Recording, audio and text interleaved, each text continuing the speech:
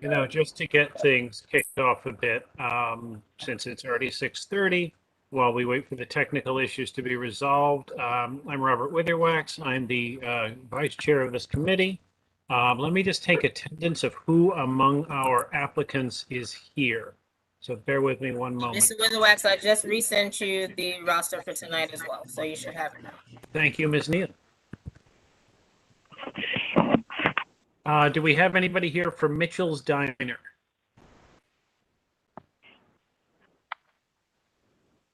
Do we have anybody here for Inaka Sushi, 597 Vanderbilt?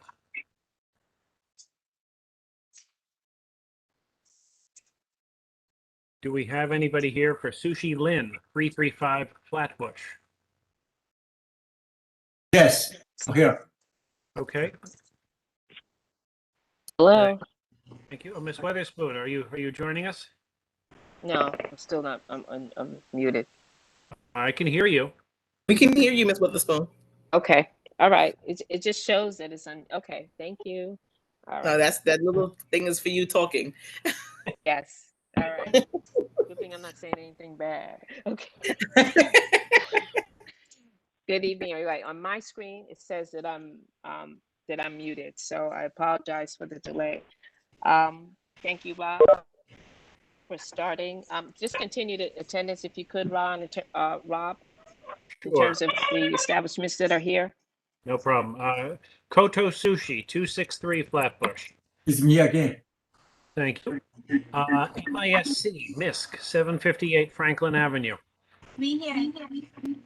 Thank you. Barboncino, 781 Franklin Avenue. Yes, I'm here. Great, thank you. The Crown Inn, 724 Franklin Avenue. Yes, I'm here. Thank you. Krabi Shack, 613 Franklin Avenue. Here. Thank you. Dorset, 675-677 Washington Avenue. Here. I'm here. Great, thank you. Pluto, 730 Classen Avenue. We're here. That's 7:30, Klassen? Yep, Yep. 730 Classen. Thank you. Island Sea, 743 Franklin.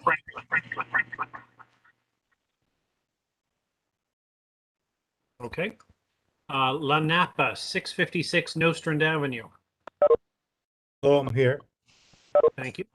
D1 Grill, Indian Cuisine, 678 Franklin.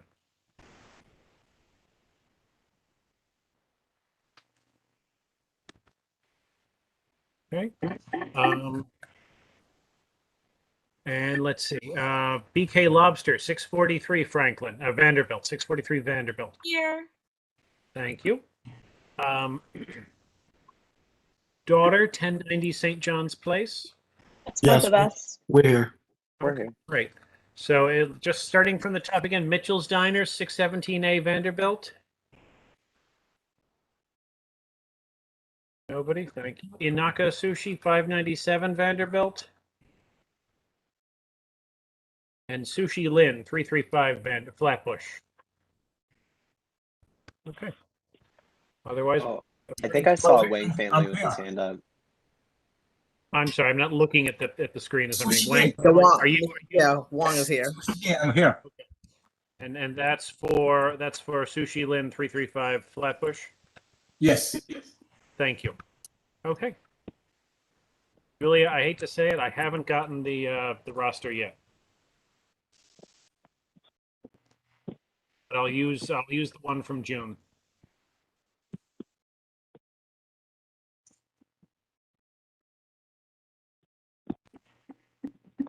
All right, Weatherspoon, back to you.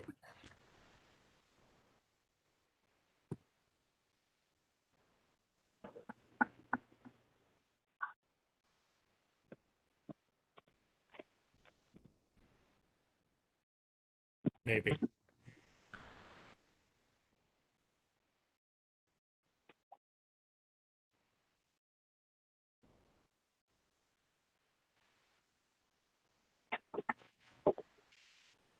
Then again, maybe not. Can anybody hear me? Yes. Yes. Okay. I'm gathering there's still some technical snafus to be worked out. So why don't we? I'm utterly unprepared to launch into chairing the meeting, so forgive me in the interest of time. Let's do this. We're going to start with our renewals. Ms. Witherspoon and Mr. Ellis always had a very nice speech to give, which I don't remember.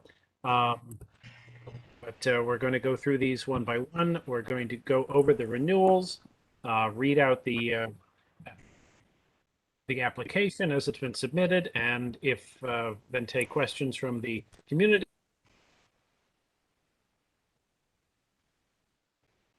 From the committee on base. And what we most are looking for is, has your method of operation changed?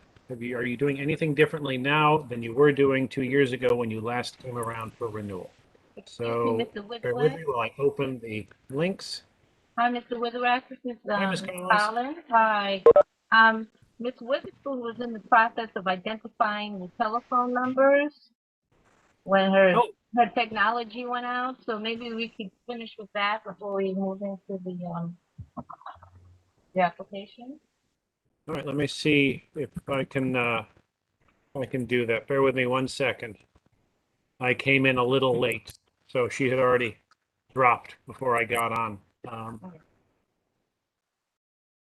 So the number starting in 347 and ending in 12. 3472 ... 12.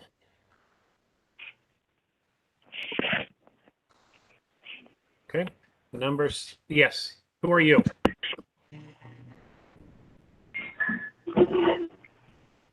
That's who I wanted to hear from, but they're not talking. Okay, 6463 ... 59. Who's that? Cronin. Say it again. Cronin. And who are you with for? Cronin, Franklin Beer and Grocery. Cronin, thank you. So you're 646. Not 59. Thank you. The number starting in 6465, ending in 37. Yeah, that's for, Barbancino. yeah, that's part. Right, 6468 ... 73. Yes, that's the Krabi Shack. Krabi Shack, thank you. 7184 ... 61. Dorset. Thank you. 9175 ... 54.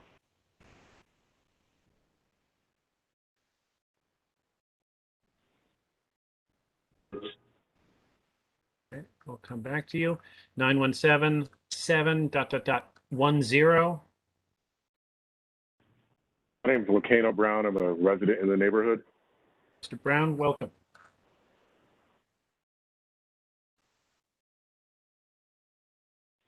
Okay, I think that's all the numbers I see on my screen. Thank you for reminding me of that, Ms. Collins. All right, let's work from our renewals.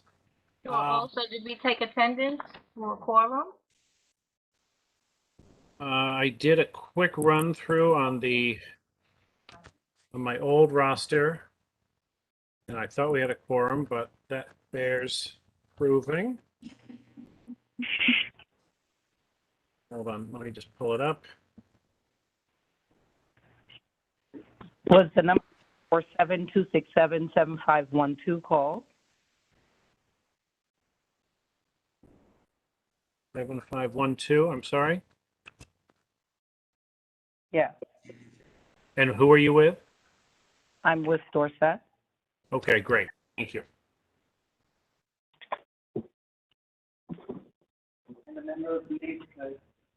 Just be advised that we are being YouTube streamed live, so we're trying not to read out entire phone numbers, just for your own privacy and security. Let me run through the roll call just to be sure. If I hear your name, your yes in response to your name, I will say thank you. If I don't hear you, put it in the chat or make a motion. Kirmany Allison. Wayne Bailey. Gail Branch Muhammad. Here. Thank you, Gail. Janet Collins. Present. Thank you, Janet. Diane Duke. James Ellis. Present. Thank you. Tamika Gibbs. Present. Thank you. Oliver Hart. Present. Thank you. Alicia Nasenzo. Thank you. Fior Ortiz Joyner. Thank you. Robert Puka. Brian Saunders. Here, like every Present. few weeks. Thank you. Mark Thurton. Ethel Tyus. Gib Vaconi. Girsa Weatherspoon. Parker present. Robert Witherwax present. Deborah Young. Present. Thank you. Does anyone think they're a member of the committee and I didn't call them? I think call Mark Burton. Did I miss Mark? Mark, are you here? He's here, but he's muted. I'll get him. We're in another meeting too. I see. Multitasking. All right, I'll mark Mark present. All right, yeah, we're good then. We have a quorum by a couple of votes, so let's move on. First, we're going to do the renewal for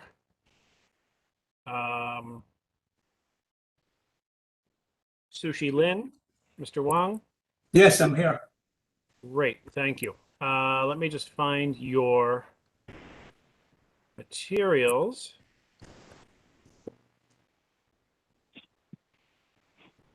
Koto. Did you submit Yes. the renewal application? Yes, I did.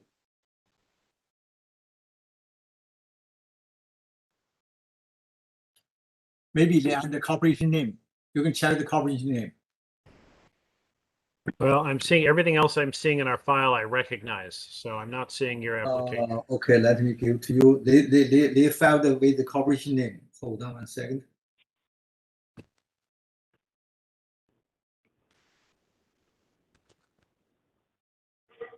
They call Shimizu.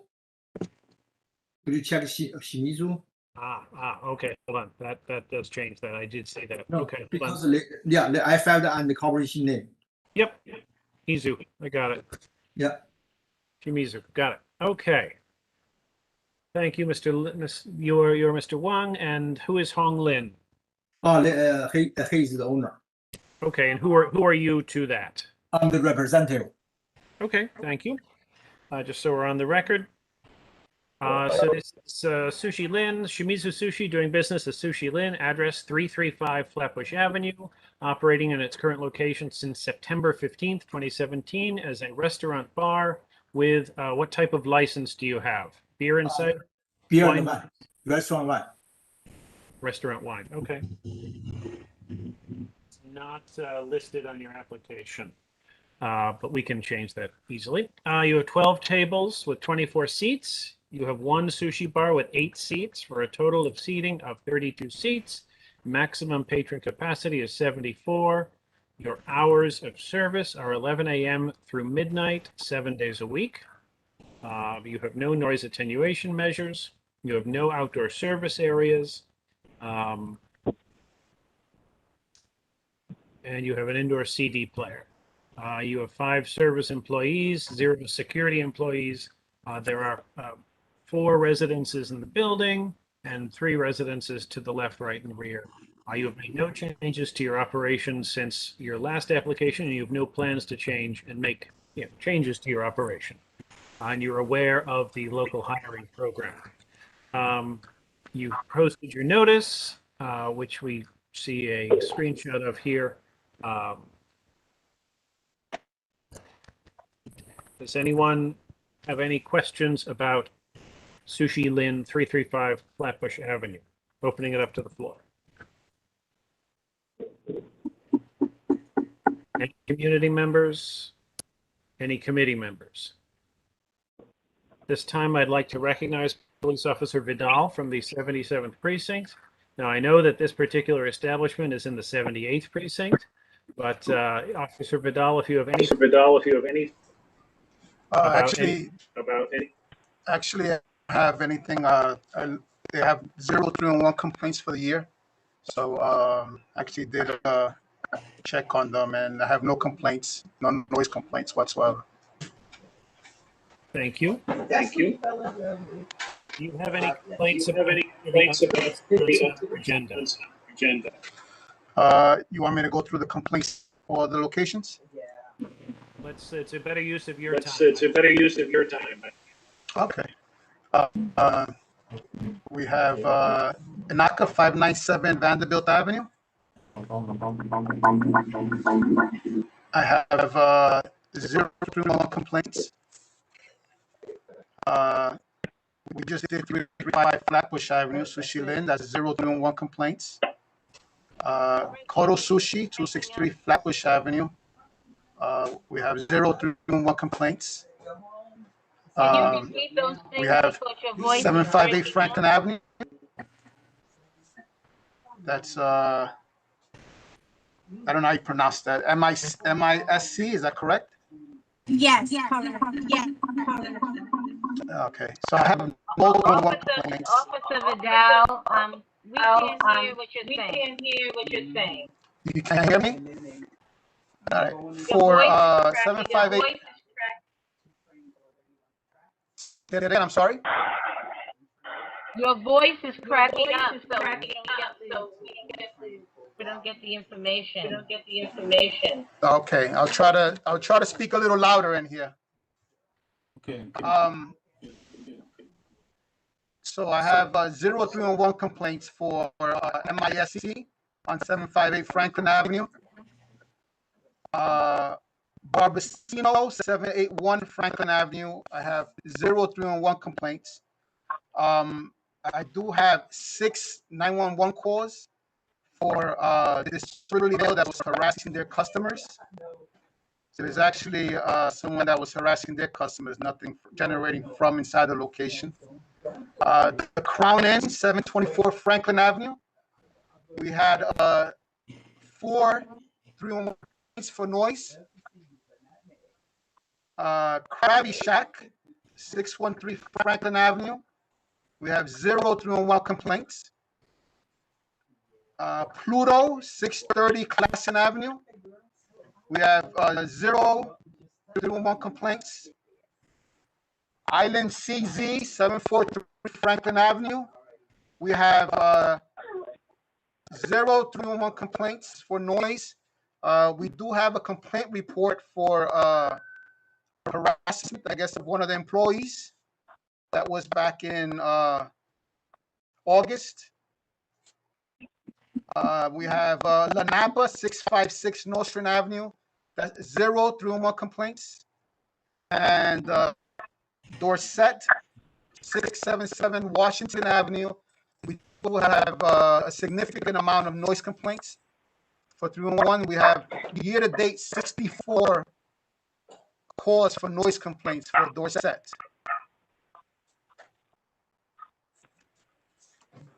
Did I get all the renewals or did I miss any? 78 Franklin.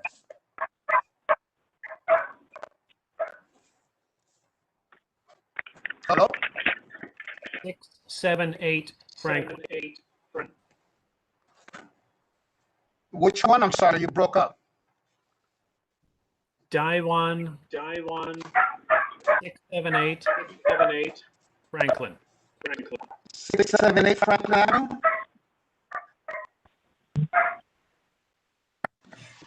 678 Franklin Avenue. Give me a second and I'll look that one up. Thank you.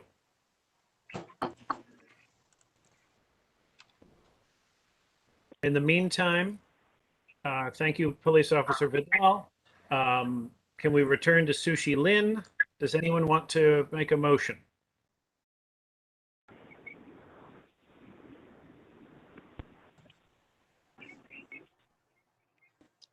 I make a motion, we support the application.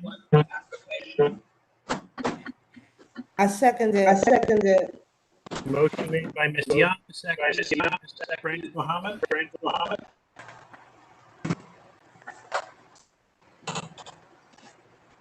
Officer Vidal, do you have a? Officer Vidal?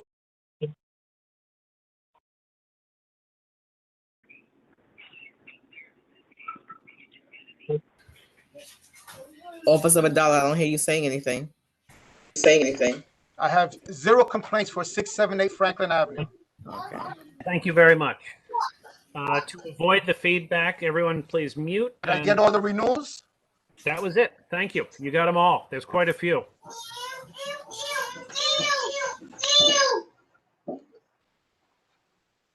Yeah, I agree. Renewals. You got it? Okay. Thank you very much. You're welcome.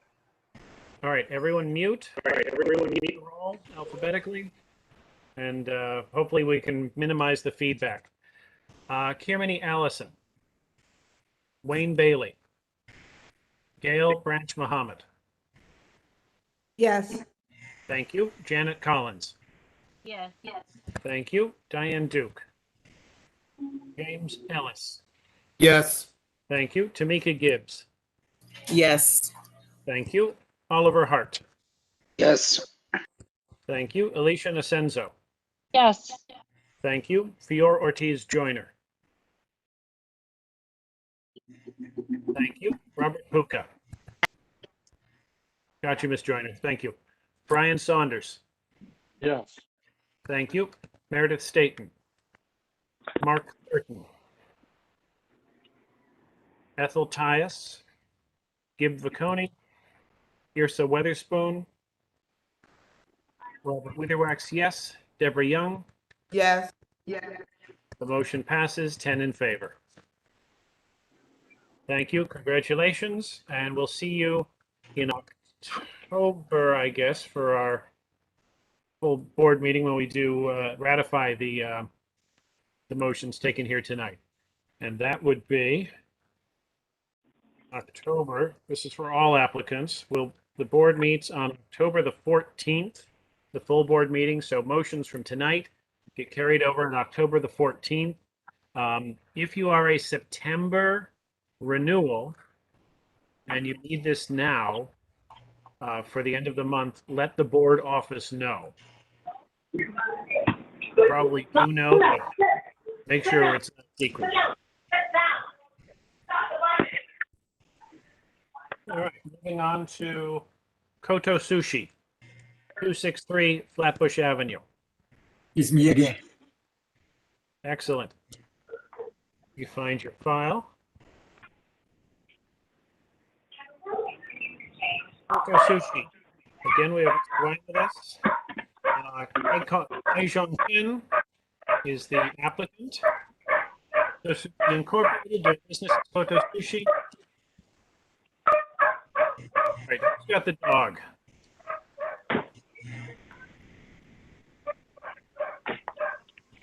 Me, I only have cats. Operating in its current location since July 2017, restaurant bar, and it's a beer, wine, and cider license. There are 13 tables, 30 seats at those tables. There's a sushi bar with 5 seats. Maximum patron capacity is 74. The hours of operation are Sunday through Saturday, 7 days a week, 11 a.m. to midnight. No noise attenuation measures, no outdoor space. There's an indoor CD player, no live entertainment, 6 service personnel, 0 security personnel, 4 residents in the building, and 4 adjacent residences to the left, right, and rear.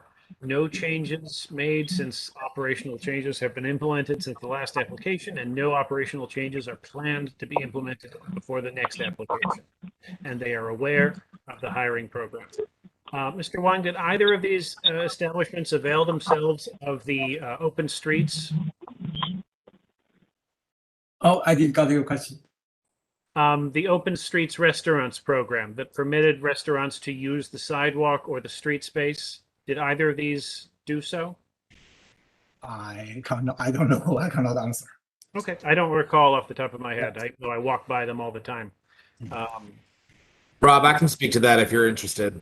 Sure, Mr. Ellis, fire away. Yeah, Sushi Land did not participate in the open restaurant dining program on Flatbush Avenue. Koto Sushi indulged briefly, but has since removed their sidewalk and curbside dining. Thank you. Thank you. Good to know. Good color on the application. Does anyone have any questions for Mr. Wang about Koto Sushi? Anyone from the community? Anyone from the committee? Was As there any Officer community Vidal told us, posting? the posting was in the application. Yep, it was included. Okay, I'm just trying to get through it. No problem. As Officer Vidal told us, there were no 311 complaints against this establishment. Does anyone want to make a motion?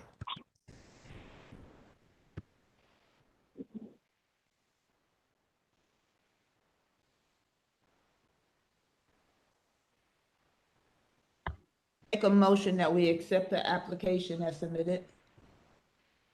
I second that motion, Tamika Gibbs.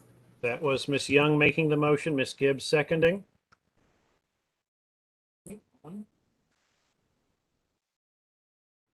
The motion is to approve the application of Koto Sushi for renewal. I will now call the roll. Kirmany Allison, Wayne Bailey, Gail Branch Muhammad. Yes. Thank you. Janet Collins. Yes. Thank you. Diane Duke. James Ellis. Yes. Thank you. Tamika Gibbs. Thank you. Oliver Hart. Yes. Thank you. Alicia Nocenzo. Yes. Thank you. Fior Ortiz Joyner. Yes. Thank you. Robert Puka. Brian Saunders. Yes. Thank you. Meredith Staten. Mark Thurton. Yes. Thank you, Mark. Ethel Tyus. Gib Viconi. Irsa Weatherspoon. Robert Witherwax, yes. Deborah Young. Yes. The motion passes 11 in favor, 0 abstentions, 0 opposed. Thank you. Congratulations, Koto Sushi. We'll see you on the 14th of October. Thank you. Going on to our next application, MISC, MISC. Let's open that up. I think.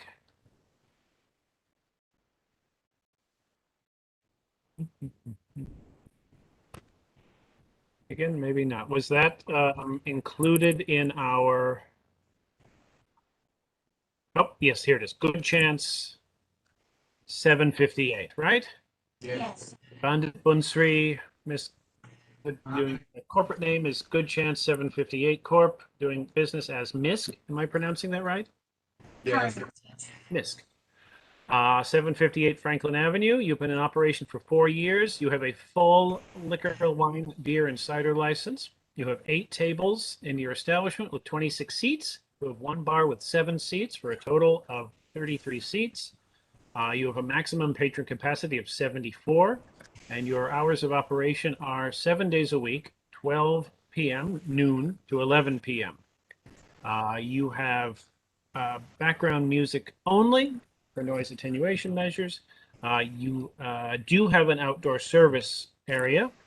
It's an enclosed rear patio that's 31 by 10 with 10 tables with 40 seats. Your hours of operation for that space are on Sunday, 1 p.m. to 10 p.m., and on every other day of the week, Monday through Saturday, 12 noon to 11 p.m. Let's see, you have, again, noise attenuation measures are recorded background music only. In the enclosed outdoor patio, you have 3 speakers of 60 watts each. You have 5 service employees, 0 security personnel. There are 2 residences in the building, 2 to your left and 3 on your right. Describe any operational changes implemented since last application. You enclosed your backyard space, which was notified and approved by this board in late 2019. And you intend to make no changes to your operations before the next application. Did that. John, okay. And you are aware of the hiring Did you post, because you didn't include the posting in your application, did you post outside, and can you prove that you posted outside? Notice of this meeting. Yeah.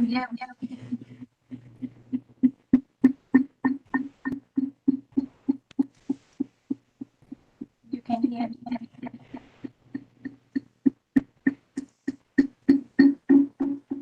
Hey, Nan, it looks like you have two live microphones open. If you close one of them, it'll be easier to hear you. Oh, okay. Sorry. Okay, I close it. We're just hearing echoes. Now it's okay. I don't know why it's not correct. All right. Does anyone have any questions for MISC? Yes, Mrs. Collins, did she say she posted? I didn't quite hear that. I think we'll need to see proof, as we usually require that in advance. Any other questions?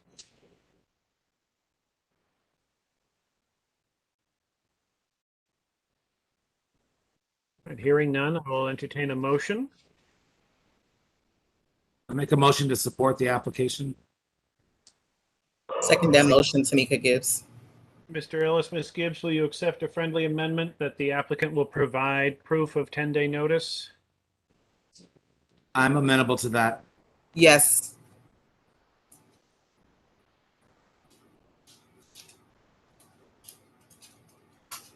Great, thank you. Motion is to support, provided the applicant provides proof that they posted notice of this meeting prior to the full board meeting in October. Any questions on the motion? I will call the roll. Gail Branch Mohammed. Yes. Thank you. Janet Collins. No. Thank you. James Ellis. Yes. Thank you. Tamika Gibbs. Yes. Thank you. Oliver Hart. Yes. Thank you. Alicia Nocenzo. Yes. Thank you. Dior Ortiz Joyner. Yes. Sorry, Ms. Joyner. Brian Saunders. Yes. Thank you. Mark Thurton. Yes. Thank you. Ms. Joyner, thank you. Irsa Weatherspoon. Robert Witherwax, yes. Deborah Young. Yes, and could you please, for Ersa Witherspoon said yes for Miss, and she also said she wasn't counted for Koto Sushi, and she voted yes. My bad. I will add her. I'm getting her text votes now. Oh, you're getting them too? Okay. I just trying to pay attention to, like Julia, balancing the balls, and I'm missing my text coming in. So thank you. I see Miss Witherspoon. Okay, and she's texting me so I can help out to I make appreciate that too, Miss Young. Thank you. less ball for you to juggle. Okay, all right. All right. It's quite the circus here when we get going. Moving on to Barboncino. Hello. How are you? Well, thanks. How are you? Good, thanks. And who do we have with us tonight? I'm Ron Brown, the owner. Brown, thank you. And Ron Brown, corporation named Public Pizza, doing business as Barboncino at 781 Franklin Avenue, Brooklyn, New York. Been time in business 10 years. Congratulations on hitting the 10-year mark. Restaurant bar Thank with you. a full liquor, wine, beer, cider license. You have 18 tables with 50 seats at those tables, one bar with 11 seats at that bar for a total of 61 seats. Maximum patron capacity is 64. Your hours of operation are Sundays, noon to 4 a.m., and every other day of the week, 11 a.m. to 4 a.m. You have noise attenuation measures that include ceilings, which have double insulated sound baffling, 2 layers of plywood and ceiling tiles. You have an outdoor service area. You have a patio. Is that in the rear of the establishment? Correct. Correct. Yep. It's 25 by 12 with 13 tables and 26 seats and no bar. Maximum patron capacity is 26. The outdoor service hours are 7 days a week, 11 a.m. to 11 p.m. The noise attenuation measures outside. Space has a wall of ivy on one side, is open to unused yards on the other sides. It is very quiet. We play no music. Good for you.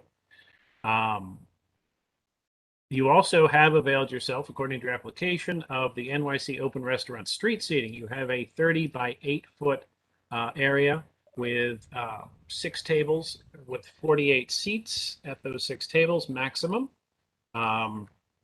You have that open in operation from 11 a.m. to midnight. You have open air seating, no music for noise attenuation measures in that seating area. For music and sound, inside you have amplified sound in the indoor dining area with 8 speakers of a total wattage of 250. You have 8 to 10 service employees, 1 security personnel, 4 residents in the building, 4 residents to your left, 4 residents to your right, and 0 to your rear.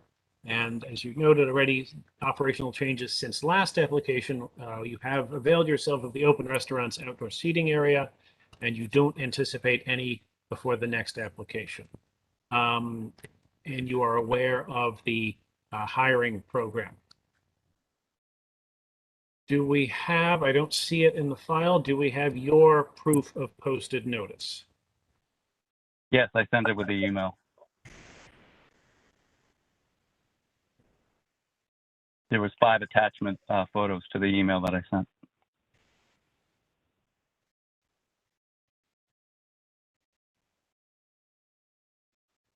And sometimes if they're not explicitly labeled, you have to hunt.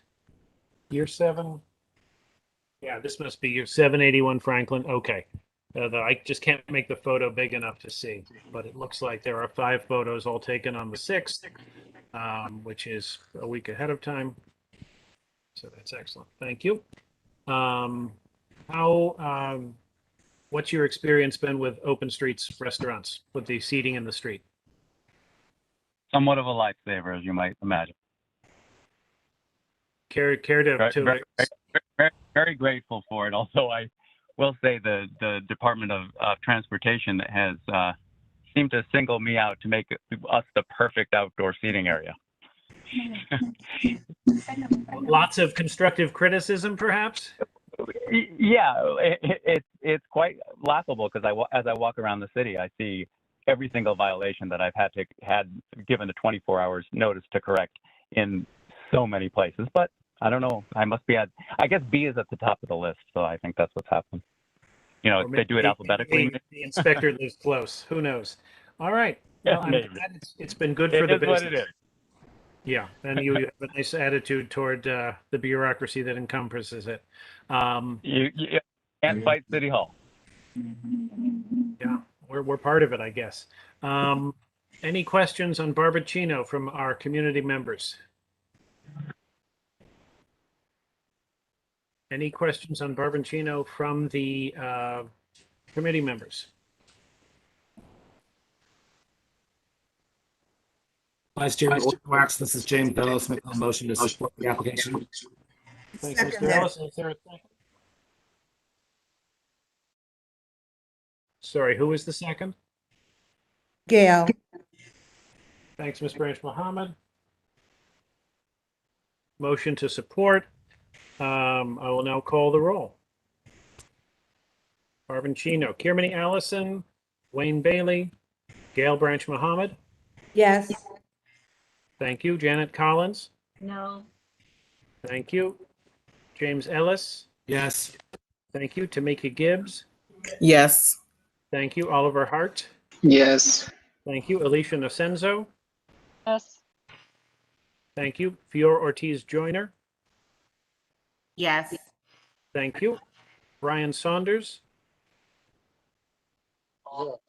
Yes. Thank you. Mark Thurton, Yes. thank you. Yrsa Witherspoon. She I said got a yes. text from Miss- Thank you, Miss Young. Robert Witherwax, yes. Miss Young, Yes. thank you. Motion passes 11 in favor, 1 opposed. I do note on the roster of attendees, Ms. Rosado is here. Ms. Rosado, I know you're a new board member. Are you a member of this committee and I just don't have you on the roll? I'm not sure if I'm yet a voting member on this committee in particular. I signed up late for it, but Okay. if I am, I vote yes anyway. Great. I will then include you in the roster and the roll call going forward, and we'll sort out later. If anything's tight, you won't count. But if nothing's tight, we'll keep you. Rob, Great. I just got a Yes. text from Asa, and she said Celine is a voting member. There you go. Thank you. Celine is a member, and even if it is tight, we'll still count your vote. All right, thank you so much, guys. Sorry for chiming in late. No, I'm sorry I didn't spot you earlier. Moving on to the Crown Inn, 724 Franklin Avenue. Yes. Who's that, Miss This Joyner? is Ortiz Joyner. I'm having my audio and I'm Yes, I heard you. You're counted. thank you. Thank you. No problem. Crown Inn. Yes. Who do we have from the Crown Inn with us tonight? Totally Levinsky. How are you, Mr. Dubinsky? Thank you. How are you? Let's see. Let me see if I can find your materials.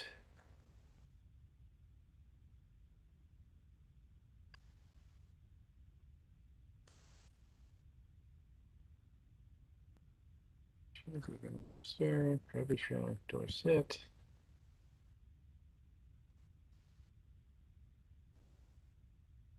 What's your corporate name? Franklin Beer and Grocery. Yeah, I don't see it in the materials. If any of my members can point it out, I'm just not seeing it. I don't see it either. Ms. Witherspoon said his application is not there. Okay. Not there. It's good confirmation. Yeah, did you submit your community board Yeah. 8? Yes. We didn't get it. This attachment was the window picture of the community board. Okay, all right. It's, we don't have it in front of us, and unfortunately, when we don't have something in front of us, it's very difficult for us to vote even on long-standing establishments in the community such as yours. Can you get it and send it in? Yeah, sure. Can you give 5 minutes? Can you send to my representative? Send it everything. I forward to him, and there's a picture, and I'm not sure why it's not there. If What you email I can- can send it? Yeah. Absolutely. We'll put you to the back of the agenda, and we'll come back around. No problem. Okay, thank you.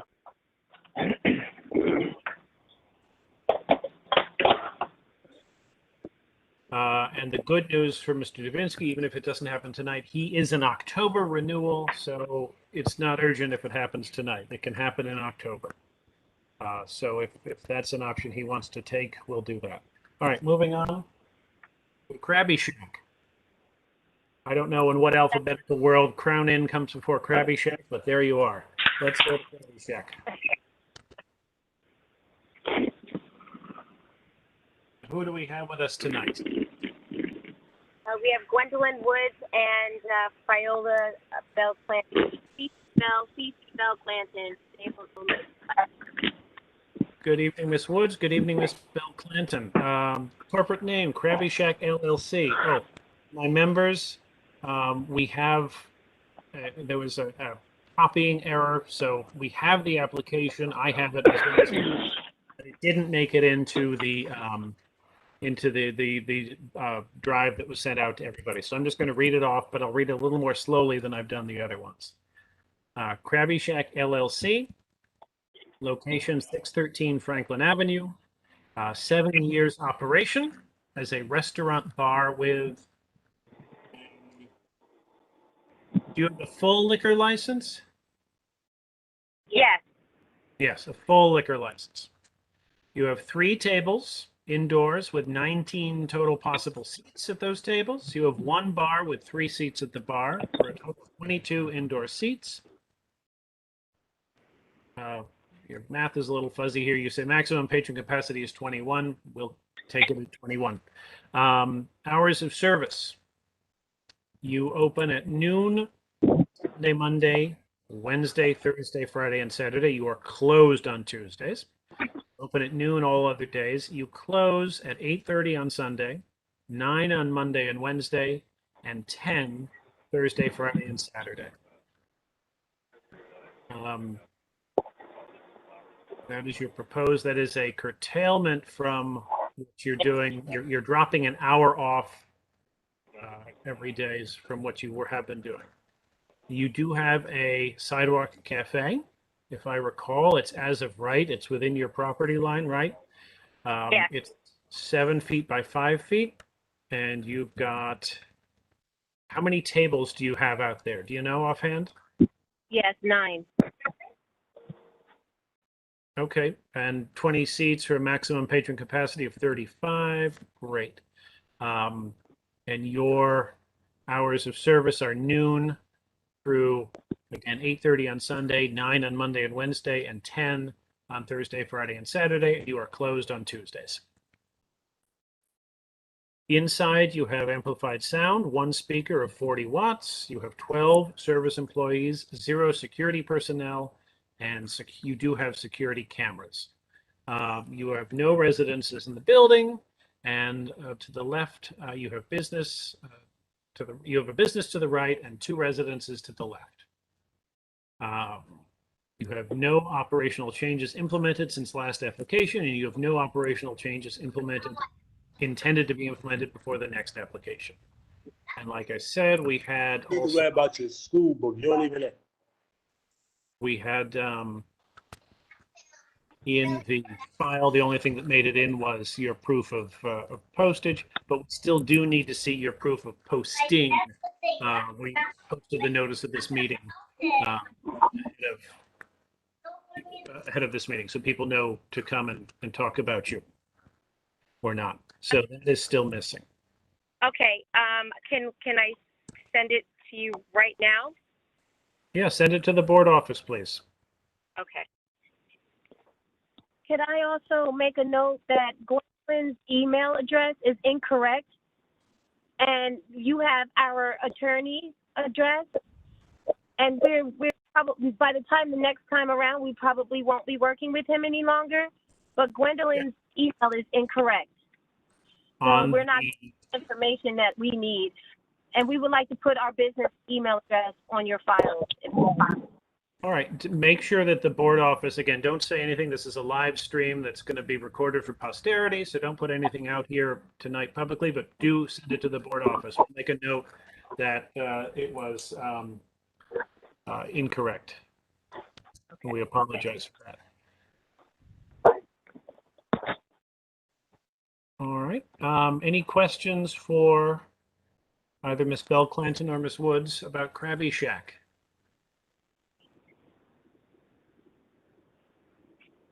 Just The Wax, this is James Ellis making a motion to support the application.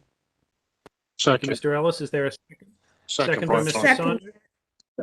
I'll give it to Mr. Saunders. Can I add a friendly amendment to that, maybe? Yes, Ms. Collins? Yes, that she provided that the proof of posting is provided to us. Mr. Ellis, is that acceptable? That's amenable. Thank you very much, Ms. Collins, for that addition. Welcome. All right, so proof of notice of this meeting, provided that is accepted. I will now call the roll. Gail Branch Mohammed. Yes. Thank you. Janet Collins. Yes. Thank you. James Ellis. Yes. Thank you. Tamika Gibbs. Yes. Thank you. Oliver Hart. Yes. Thank you. Alicia Nocenzo. Yes. Thank you. Fior Ortiz Joyner. Yes. Thank you, Ms. Joyner. Celine Rosado. Yes. Thank you, Ms. Rosado. Brian Saunders. Yes. Thank you. Meredith Staten. Mark Thurton. Yes. Thank you. Irsa Witherspoon. Ms. Robert Witherspoon Witherwax. says yes. Thank you, Ms. Young. Robert Witherwax says yes as well. Deborah Young. Yes. Thank you. The motion passes 13 in favor, 0 opposed, 0 abstentions. And thank you, Krabi Shack, again for being such stalwarts of our community. Congratulations on your years of service in this community and the good publicity you've gotten for yourselves. It only serves to benefit everybody. So thank you very much for doing the good work that you do. And we will see you as well on the 14th of October for the full board meeting. Thank you so much. Have a great day. You too. Dorset, 675, 677 Washington Avenue. On the screen. Yeah. Okay, so send me. We're going away Sunday. All right, who's speaking? Darlene Dorset. Ms. Dorset, thank you. Hold on, I see we have a renewal and some missing pages. So let me open the renewal first. Oh, we have Darlene Dorset for Dorset Incorporated. Business as Dorset Incorporated, 677 Washington Avenue. You've been in business for 8 years.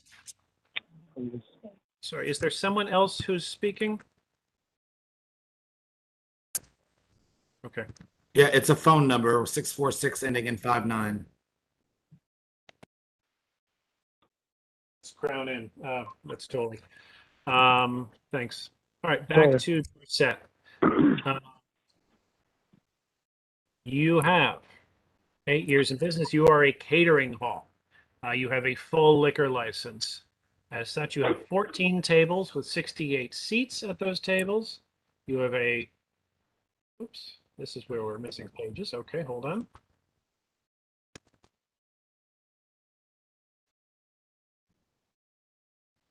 Zoom in. You have 24, maximum patron capacity is 24. Your hours of operation are 2 p.m. through midnight on Sunday, 3 p.m. through midnight on Monday, 3 p.m. through 2 a.m. on Tuesdays and Wednesdays, 3 p.m. to 4 a.m. Thursdays, Fridays, and Saturdays. You have 7 noise attenuation measures. Can you describe what the number 7 means in that context? You said 7 continuation, 7.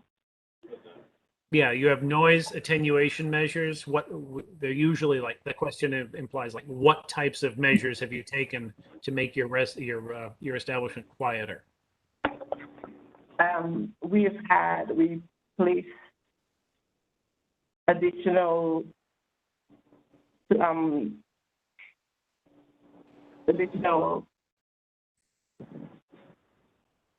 draperies, second draperies. We've done some installation of soundproofing upstairs and downstairs, not allowing ceiling on open walls. Can you hear me? Yeah, hear you fine. Thank you. Yeah. We're going to dwell on this a bit because, as you heard from Officer Vidal, you've had 64 311 noise complaints over the past year. I mean, is this one person who really doesn't like you and calls 64 times, or are these? I think it's several people who don't like me who call 64 times. Whether we're closed from December 14th to March 15th, a New Year's Eve when the city shut down and I'm shut down officially, I'm still getting complaints to 311 that I'm in there. I'm doing absolutely nothing, and I'm not even in the venue, and yet still I'm getting 311 calls. So I've got 6 311 calls for numerous things, and the officer themselves and say, "Why am I here? Why are they calling me?" So that's some of them. Some of them have some of them been legitimate? I mean, has your establishment been noisy at times, and you've gotten a 311 call? Yes, yes. At times we've been noisy. At times, yes. I do have a speaker on the outside. I could have that speaker removed. If it's too loud, I can have it removed, and I've turned it down, to the level of you can't even hear it. But it's because we are allowed to have the outdoor speaker, the outdoor seating, because we're allowed to have outdoor seating, we need some kind of entertainment sitting out there. I'm grateful that we can survive after the shutdown of the pandemic, where we're grateful to have the outdoor seating. My patrons can't just sit there in silence. They have to have some kind of entertainment. I can't have live music because the 77 precinct is called. I can't have a live band because 77 precinct is called. But 60% of businesses have live music as well as outdoor music. I can't have the Congo drums celebrating Labor Day and the offices is called. But yet still people can have their drums as well as their saxophones and their cellos and their violins outside, and they're not getting 311 calls. But if I beat a drum outside, I'm getting 311 calls. Ms. Dorsett, thank you. Your point has been made. I counted. Mr. Withermax, I have Congresswoman Yvette Clark on the line. Oh, okay. Yes, I'm aware of that. A statement. I appreciate that. I'm aware of that. I just wanted to give Ms. Dorsett her opportunity to finish going through her application. Sidewalk Cafe, 30 by 8, with 4 seats, 20 tables, and we will come back to this after the Congresswoman has a few words to say. So thank you, Mr. Ross. Ms. Representative Clark, welcome to the Community Board 8 State Liquor Authority and Sidewalk Cafe Review Committee. We'd like to hear what you have to say. Thank you for joining us. It's my pleasure, and thank you, Rob, and the Community Board for actually having me this evening. I'm in between hearings, but I could not miss this opportunity to express to you my support for the Doorset. And I wrote a letter that my staff will make sure that you have. I'm just going to read a little bit of it for you. I'm writing this letter in very strong support of Ms. Dorleen Dorset's request for renewal of the catering establishment license for her business, the Dorset Incorporated, of 675 677 Washington Avenue. Dorset Incorporated is owned and operated an event-based venue that has been in existence for over 15 years and has been a model business owner, in my humble estimation.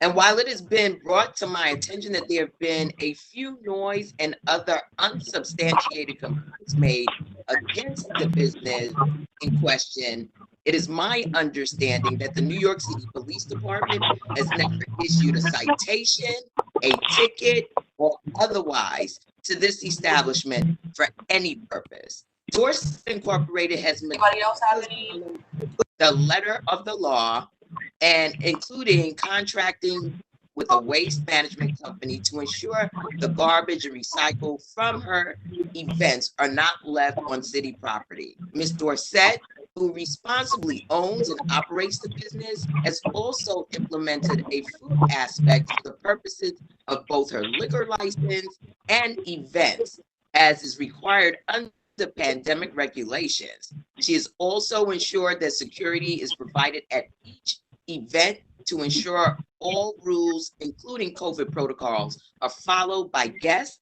and to ensure the safety of both residents and guests. As the world begins to form a new sense of normalcy, it is imperative that we do all we can to keep our small businesses alive and thriving. We must ensure that our small businesses are supported and that they thrive in the aftermath of the COVID-19 pandemic. In these extremely turbulent times of economic insecurity, we must be mindful that our small business owners are employers and are obligated not only to the well-being of their employees and their customers, but their own families. But that they too are raising families and must meet the economic demands of being self-employed. Residents of the community should be encouraged to own and operate businesses and not discouraged. Therefore, it is without reservation that I voice my support for Ms. Dorset's application, and I ask that fair and just consideration be applied. The Dorsets have had an exemplary and outstanding record of business in the 9th Congressional District, and I look forward to their continued service to our community. In closing, let me just say that we live and work in a very diverse constituency. And I think that the operative word in the 9th District must be tolerance. There are individuals who have never experienced the diversity of sounds and smells and foods that this district has to offer. And when we are not tolerant of one another's cultural dynamics, what we're doing is missing an opportunity to be supportive of one another. The Dorset, of which I have frequented, has been a wonderful gathering place for people who are, working class, who are part of our community, and they have indeed built a very committed clientele. So I just want to express that it's important for all members of the community board to do an assessment of oneself and ask yourself the question, if I were in the other person's shoes, how I would like to be treated. This is not a criminal enterprise that we're talking about.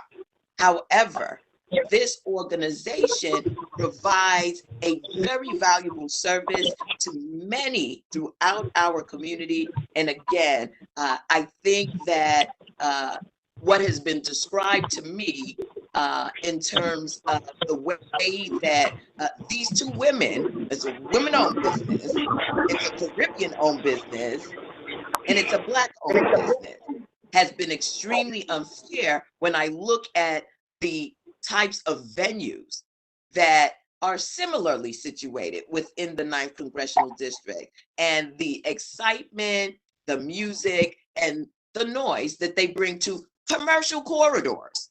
So let us be clear, this is a commercial corridor. I'm gonna wrap up there because I'm actually being called to vote, but I did want to share my voice, and I did want to say to my constituency, tolerance has always been the key of the 9th District of New York. We are a very diverse constituency. We are a very inclusive constituency. And I think it's important that, particularly for those who may be newer to the community, to come in, shake hands, and make the acquaintance of those who may be longer time stakeholders of the community. And you will find that opening your horizons will yield dividends to you, your experiences of you and your families. So with that, Mr. Chairman, as we say here in Washington, D.C., I yield back the balance of my time, and again, ask that you give a just and fair consideration to the Dorsets and the business that they've been operating for over a decade in Central Brooklyn on Washington Avenue. Thank you, Representative Clark. Thank you for sparing your time. We appreciate the work you do on behalf in Washington. Have a good evening. And Mr. Ross, I'm sure you're welcome to stick around and fill in the whatever blanks the representative may have left out. But I think I just echo the sentiment of Congresswoman Yvette Clark. We need to be tolerant. We need to be diverse, and there needs to be equitable treatment for everyone. We just want to make sure that all is well and everyone is prospering. Thank you, Mr. Ross. Ms. Dorset, we're going to resume, just finishing up the last few elements of your application. Bear with me a moment while I pull it back up. Let's see. We left off after outdoor space, which we'll return to in a few moments. Number of service employees, 3. Number of security personnel, 2. You have 0 residences in the building, left or right or rear. You have outdoor seating due to COVID. So that's we're talking about a street front seating, right? In the roadway in front of your establishment. Yes. Is that correct? Yep. And you don't anticipate any changes at this current time. And your maximum patron capacity is 74. And we went through your hours already, right? Okay. Right. There's this. Okay. Any questions or comments from the community for Dorset? Any questions or comments from the committee members for Dorset? Yes, I have one. Ms. Collins? Yes, I see that outdoor music is being provided at 4 a.m. in the morning. Is that what I understand? No, it's not. It's off at 11. It's off at 11? Yes. Are there complaints about the music outdoors? Yes. Yeah. Also, before I go, were there any postings of this meeting? Yes. I sent it in. Do we see them, Mr. Witherwax? I didn't notice. I'm still trying to figure something out because their application came in kind of in pieces, and Yeah. figure out which page is which here. Ms. Dorset, you have under your, and again, it may be because it's in weird order, but Ms. Collins is right. It does seem to suggest that your hours of service on your outdoor elements, like your street side seating, can go till 2 or 4 a.m. Is that correct? No. All right. What time do you close service? The outdoor music is off at 10. We close up outdoor at 12. Okay. Closes at 10. I don't see that reflected in the application. Yeah, it's not. Maybe I missed. Yeah, the way it's written. Okay, so here's how we're going to address that. When we make a motion, however motion it's made, it will explicitly have as an element of it that your outdoor seating closes at 10/11, right? So we'll catch that. Ms. Collins, to your question, No, the outdoor seating closes at the music is off at 10. Outdoor music is off at 10. The outdoor seating, it's 2 a.m. Okay, we're going to come back. There's no curfew in outdoor seating. We're going to come back to that. Ms. Collins, there is a photograph of the proof of notice. That is part of the package that was submitted. Okay. Excuse me, on behalf of the district office, I just want to point out that notices were definitely posted as soon as the notice for tonight's meeting went out. And I can attest to that because as soon as the notice for the meeting went out, that's when the district office started receiving emails in opposition to this license renewal. So the notice was posted because all of the emails referenced seeing the posted notice of tonight's liquor license renewal. Thank you, Julia. So that's proof. We have comments. Is anyone here attending specifically about Dorset? Okay. Any other comments from community members? Yeah, I just want to say again that the application doesn't seem to reflect any of the times that young lady was referring to. I don't see anything that says 10. I agree, and I think Nothing that seems to reflect what she said. Okay, thank I agree. So whatever motion gets made will include the correct hours in it. To that point, I do want to return to the question of the outdoor seating. we on Community Board 8 have always had a rule that we have followed for any establishment that is seeking to serve liquor license, to be licensed to serve liquor outside of the four walls of the establishment, whether it's a sidewalk cafe, whether it's a rear yard, and now whether it's street side seating. We have asked that those establishments close by midnight. And I'm sure my members will help me fill in the blanks on exactly what we've You're welcome. whoever resident is.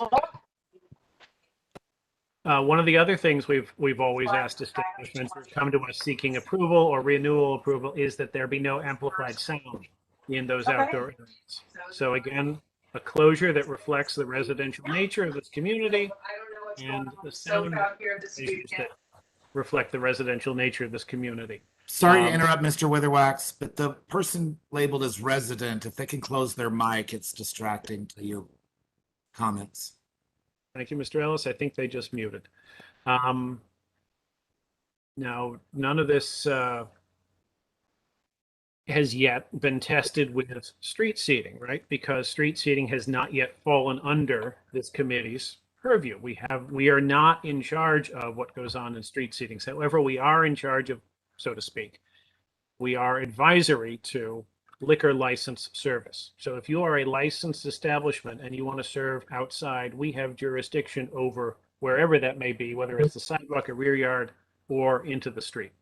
So I would suggest that you might want to reconsider your hours of operation for the outdoor seating, and you might want to reconsider having amplified sound in the outdoor seating, certainly one that goes even as late as 11. So I put that to you, Ms. Dorset, just as something to think about. Okay.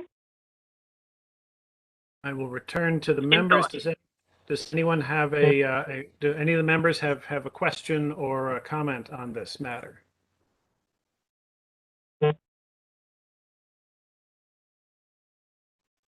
Question, this is Mark Thurton. When we say amplified sound, We what are having we some technical difficulties. what are we referring to? Small speakers out in the front? That's what I have, a small speaker in the front. I think we do not do any amplified sound. No speakers. Yeah, no period, speakers for outdoors. So is that no live music also? Historically, we have not approved outdoor amplified sound. I don't know if I would say that that applies to live music. But again, there's two prongs here. One is we've also asked any outdoor things to close by 11 p.m. And again, I'm sure my members will correct me if my exact hours are off. I believe 10 on Is that weeknights just with and Community 11 Board 8, on or is that the in weekend. compliance with the city? It's a preference that this committee has developed over the last 15 years of working together. Ms. Young, I see your hand is raised.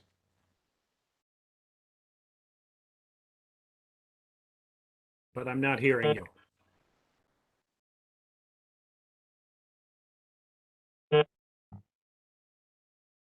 Anybody else with a comment or perhaps a motion? I have. I'm sorry, Tamika. Go ahead, Mr. Thurton. The outdoor seating and the sidewalk. I mean, is the sidewalk now they're allowed to stay open until they close? And is that also reflective of the sidewalk seating too? It's Hi, kind of yes, sir. unclear. And Kids that Mr. we all Ellis, got kicked out. We can't hear because We of don't- all the talking. Hello? Yeah, I don't know, you guys might be on, but we don't see or hear Ms. anything Young, we now. can hear you. Your microphone's open. Ms. Young. It's funny, but it just faded out on me too. Ms. Weatherspoon. George, I haven't been able to get on, so I'm just really aggravated. Yeah. So I don't know what else. Or you have to mute yourself. I just muted all, so whomever was actually speaking, please continue with your comment, statement, or question. All right, that's me because I'm chairing. I'm going to thank Mr. Thurton for his question. I'm going to ask Mr. Ellis if he has any light to shed on the discrepancy between our policy and anything that the city's open streets restaurants might speak to in terms of operating hours for Yeah, I outdoor. was afraid you were going to do that, Mr. Witherwax. I've been trying to search if it's described or if it's articulated the hours. It's been my understanding, supporting businesses through this time period and running the business district, that I believe the outdoor street seating is supposed to be limited in hours. And I believe that hour is maximum of 12 o'clock, if I recall. That's what I recall too, but I couldn't find a reference for it either. It might also have been 12 o'clock weekdays, 1 o'clock weekends. I can't find any material that refers to that exactly right now in this search that I'm trying to do. If I can chime in really quickly. Hi, yes. So it's Celine Rosado. So as far as the outdoor structures that are a part of the Open Streets program that was implemented during COVID, no, they really didn't put a time limit on that. However, everybody still has to and must adhere to regular noise ordinances, and absolutely no speakers are allowed outside. But as far as what time you're allowed to serve, that's what they close. So people can technically sit outside, but they cannot be served outside. So there's a lot of specific nuances, but technically most places don't want to get in trouble, and most places do abide by that, like 10, 11 o'clock.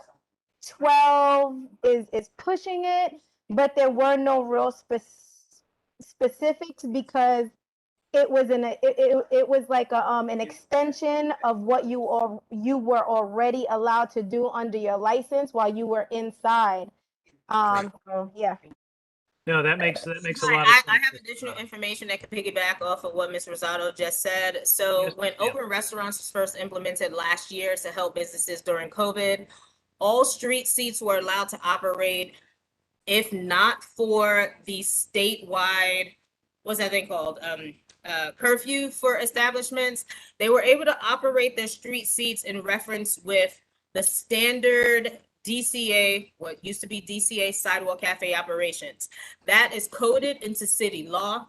And according to, it's now the Department of Consumers and Worker Protection, the coded hours for small unenclosed sidewalk cafes and also street seats until the zoning text amendment goes into effect next year. They're allowed to operate 10 a.m. to midnight on Sunday, 8 a.m. to midnight Monday through Thursday, and 8 a.m. to 1 a.m. Friday and Saturdays. That is city code. That is city law. So if Dorset has a license that allows them to operate beyond midnight and 1 a.m., they can have their street seat open until midnight and 1 a.m. And that goes for any establishment in our district, any establishment across the city. That is city code. So just to reiterate that clearly, if I have an establishment and my liquor license is capped at 10 and I have a street seat, I can't operate it till 11. I'm capped at 10. That's my service license. Street seat doesn't get me more hours. But if I have a liquor license that takes me till 2 a.m., I have to abide by these numbers you just read out, midnight. That is correct, Mr. Witherwax. For like a couple applications ago, we had some establishments that closed at 10 p.m. or 11 p.m.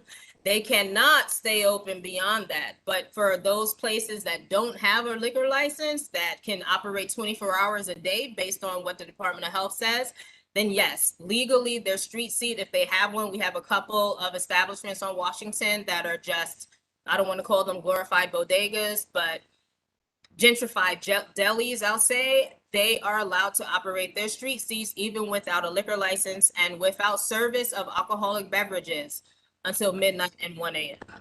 Thank you. All right.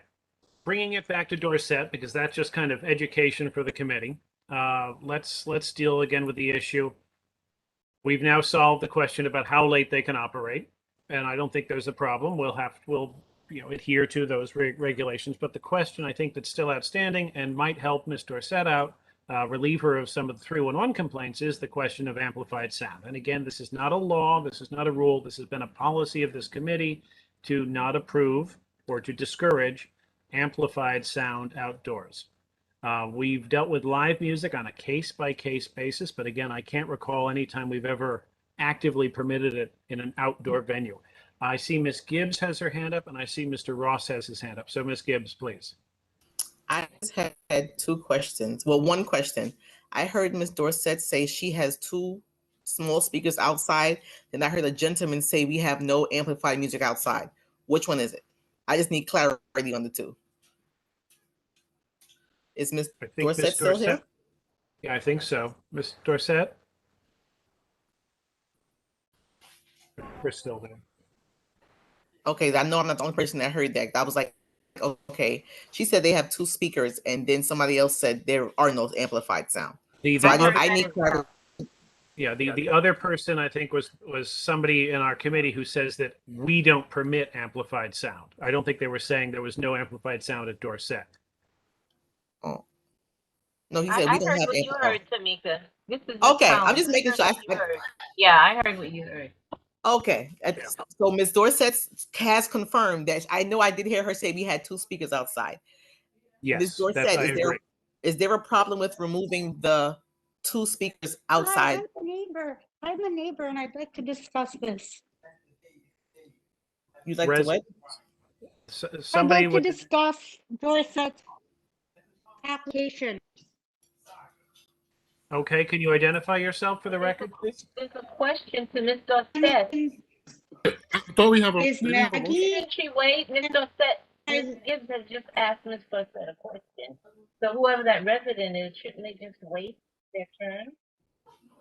Okay, hold on a second. Ms. Dorset has not responded. Is Ms. Dorset here? Ms. Dorset, I see your name, but we're not hearing anything. She's probably on mute. Ms. Dorset, you're muted. Unmute your microphone, please, if you're still here. Ms. Dorset, you have to unmute.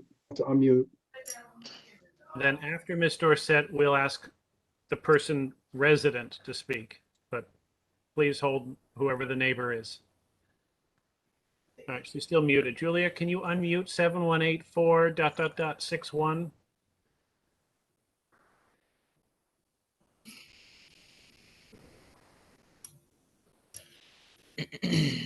While we're waiting on that, can the person who's identified here as resident, who says they're a neighbor, can you please give us your name? My name is Maggie. Maggie, thank you.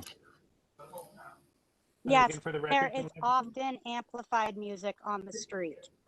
Very often. Amplified sound speakers? Yes. Okay, yeah, I think Very we've loud, established very we've got a loud couple. music until 4, 3 motorcycle races, people in their cars, filling the street until 4 o'clock in the morning. Maggie, where is your address?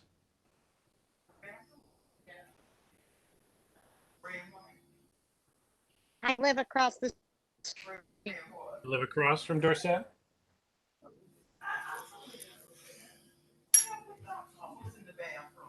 All right. I can't give my address. I'm sorry. No, I shouldn't have asked that because we're on the live feed, so I apologize. Thank you for not answering. Can you please communicate your concerns in writing to the community board office by email? I sent an email yesterday from Great. Washington Avenue resident at gmail.com, and I got no response. Okay. Well, tonight is the right venue. My other neighbors sent letters as well. We got no responses.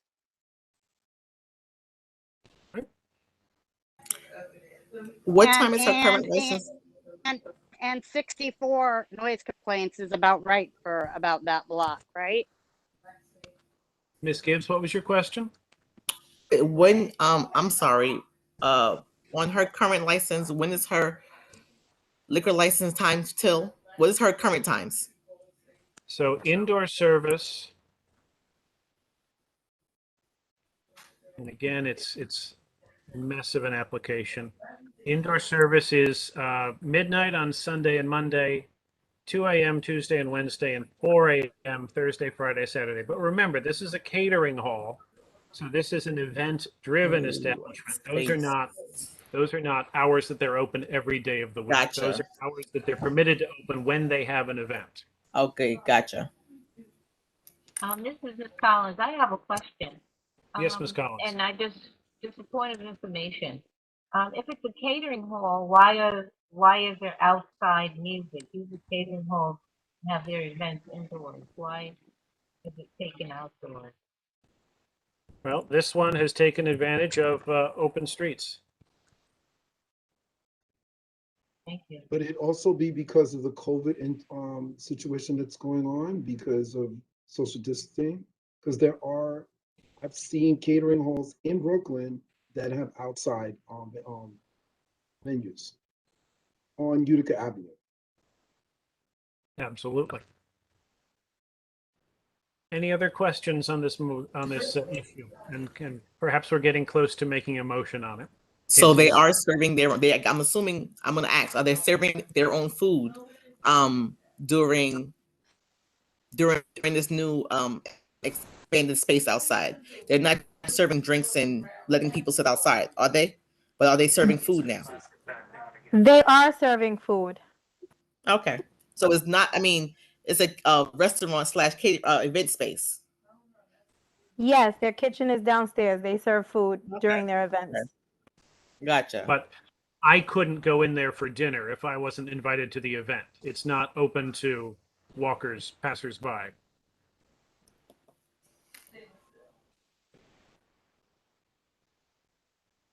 Does anyone have any thoughts on a motion?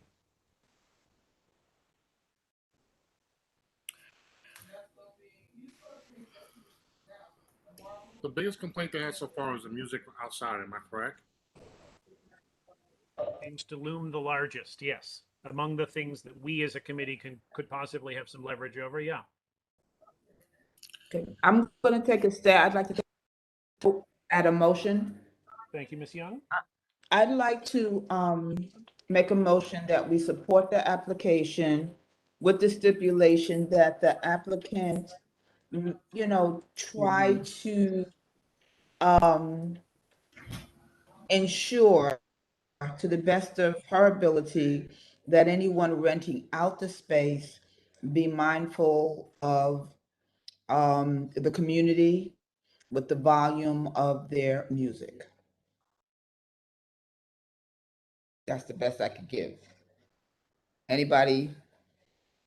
Can I add something about the hours of operation? Isn't that an issue as well? Go right ahead, Ms. Collins. To 4 p.m. Then didn't I hear some apprehension about that? I'm not sure there's so much apprehension about the interior hours. I think the focus is really on the exterior, what's happening on the street seats. Right, so outdoors at 4 p.m. then, is that a problem? Sorry, close the outdoors at 4 p.m.? No, I'm saying, isn't the outdoors operating until 4 p.m.? No, well, that would be illegal, is thanks to Ms. Rosado, Mr. Ellis, and Ms. Neal. No establishment should be operating their street seats past 1 a.m. at any, on Friday. Right, yeah, I was wondering, was this establishment doing that until 4 p.m.? It was unclear based on the application, and Ms. Dorset, when she spoke about it, said they close a lot earlier than that, but she wasn't precise on the numbers. Thank you. But would you be willing to, Ms. Young, let me ask you, would you be willing to put a prong on your motion that the applicant will adhere to those hours as set by the statute? Oh, so that the applicant adhere to the hours Of open streets restaurant. And what are those hours again? Till 12 at night. For 12 at night?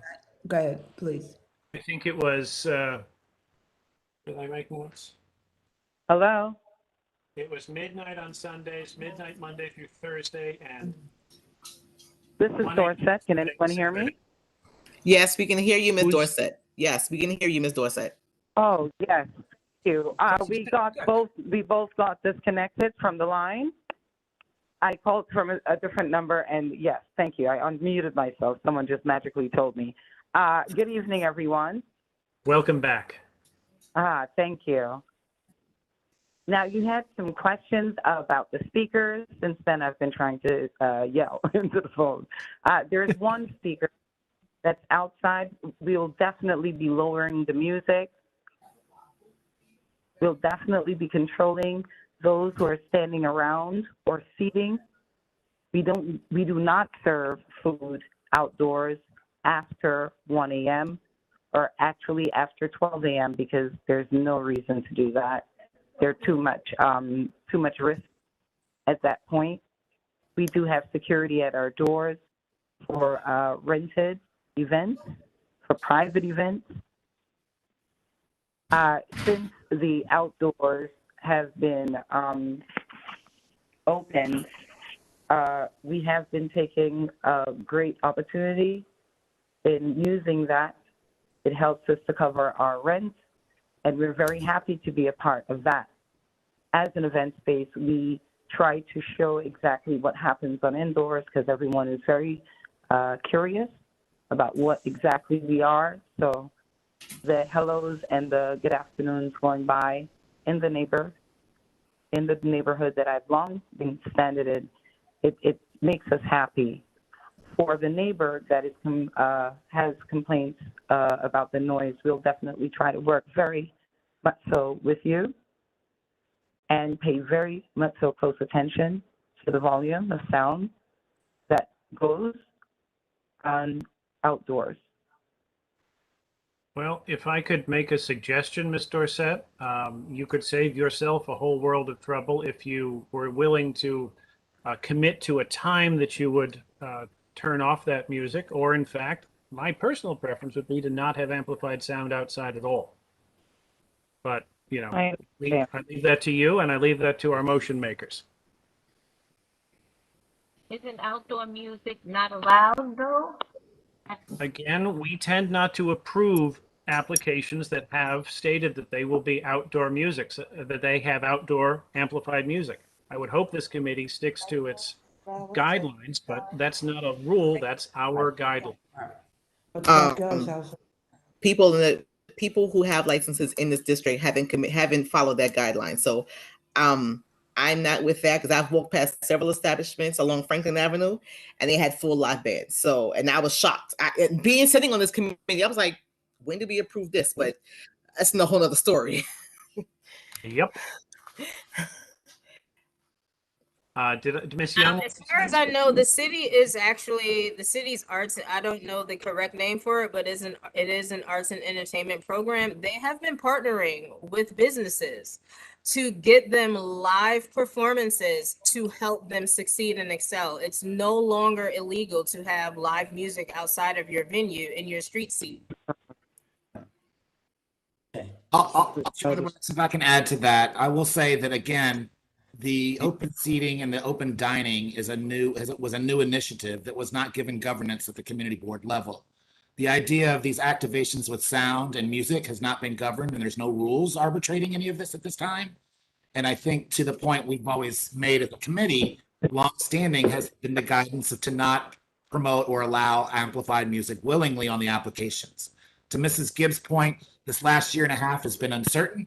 People have kind of been moving and changing kind of their operations to respond to the needs and to attract the customer base if they can. But to the point of this committee and the work that we've done over the years, it has been part of our work to maintain that outdoor volume integrity by not allowing activations past 10 and 11 as a preference from our community, although the city has midnight and 1. But we also have had that preference not to have amplified music in the outdoor spaces. So I would think, despite what's happening, and we haven't had that governance yet, this is a renewal that's willingly presented that they have outdoor music, and it also seems to go in sync with the number of complaints stemming from the amplified music. Thank you.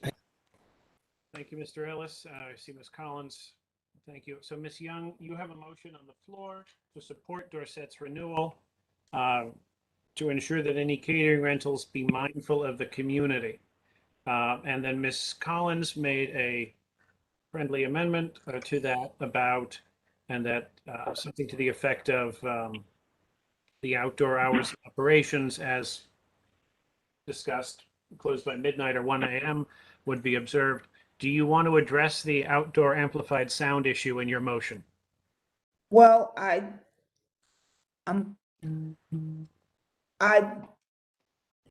yes, but I also think Ms. Dorset spoke to the measures that she will take to address the sound, the high volume.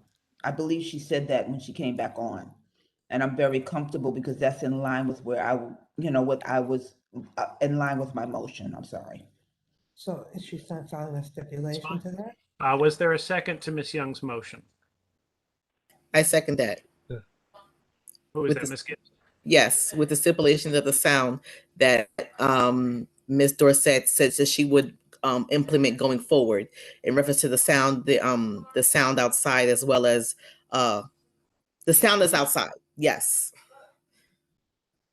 What is that implementation going to be? Is it removal of the speakers? What is that? What is it? Ms. Dorset, are you still here on the line? Yes, I am.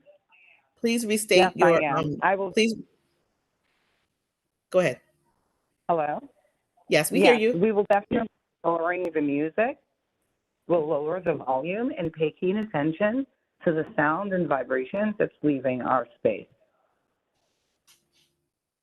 Again, this is just about. And not all the motorbikes that are visiting or part of the entourage. I can do my best with my We're security. not even going to touch the motorbikes, but we're only talking about an outdoor speaker. We're not even talking about music that leaks out of your establishment. The outdoor speakers. Okay. What do you propose to do about the outdoor speakers? Oh, definitely we'll be lowering it down. We're definitely.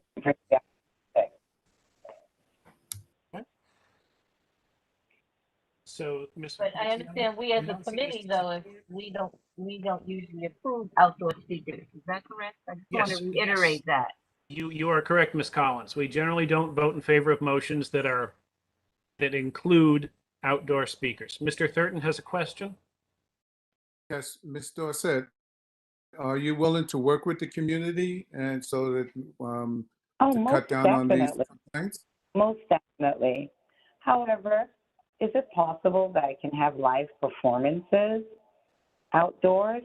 Since New York City has the arts program, and I am a part of the Make Music New York, I do have a lot of artists that's been calling me and asking me why am I not presenting, and it's because every time that I did try or I did introduce them to the neighborhood, there were too many cops outside, and I'm very embarrassed about that. Actually, I'm very embarrassed. That's a little outside of what we deal with in this committee. We deal with liquor licenses and attendant issues immediately upon liquor license service, the service of liquor.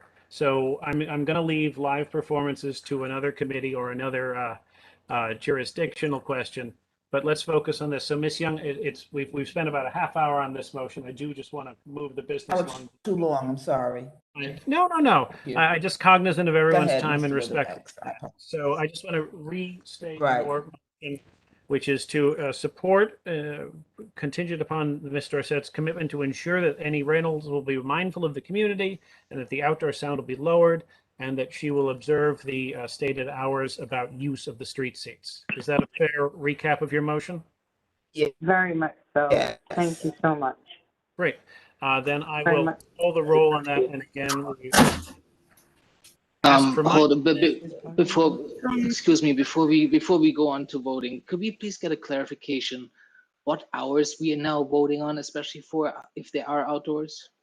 Because that is, to me, it's very unclear right now what's on The street seat hours will be bounded by the DCA regulations, which are to close at midnight on Sunday through Thursday and 1 a.m. on Friday to Saturday. Sure. Unless Is there Mr. any other outdoor? Is there any other outdoor component to this liquor license? No other outdoor component to this license. Okay, and we are voting and the wording is that the operator is mindful of the community, which, Mindful of the community and will lower the outdoor sound. okay, I'd like to just make a comment here. I think being mindful of the community should be not noteworthy. That should be by default of the operator. And I think that from my end, at least, I'd like to say that just we need a little stronger mechanism than just promised mindfulness of the community. And I would prefer to like no outdoor sound at all. Thank you, Mr. Hart. Hello. Thank you. Yeah. Yes, who's that? Hello, may I ask? Ms. May Dorset? I ask a question? You may ask a question. mandate, Yes, please. The seating outdoors, yes? Yeah. On my nights, which is very rarely that I can get out, I do support other neighbors in the community, and they are not they're still seating outside past 2. There may not be music, but patrons can still go outside to smoke, and because I do not allow smoking in my venue, and I don't want them standing and loitering in front of anyone else's business, and I ask them very much so to keep their voices down.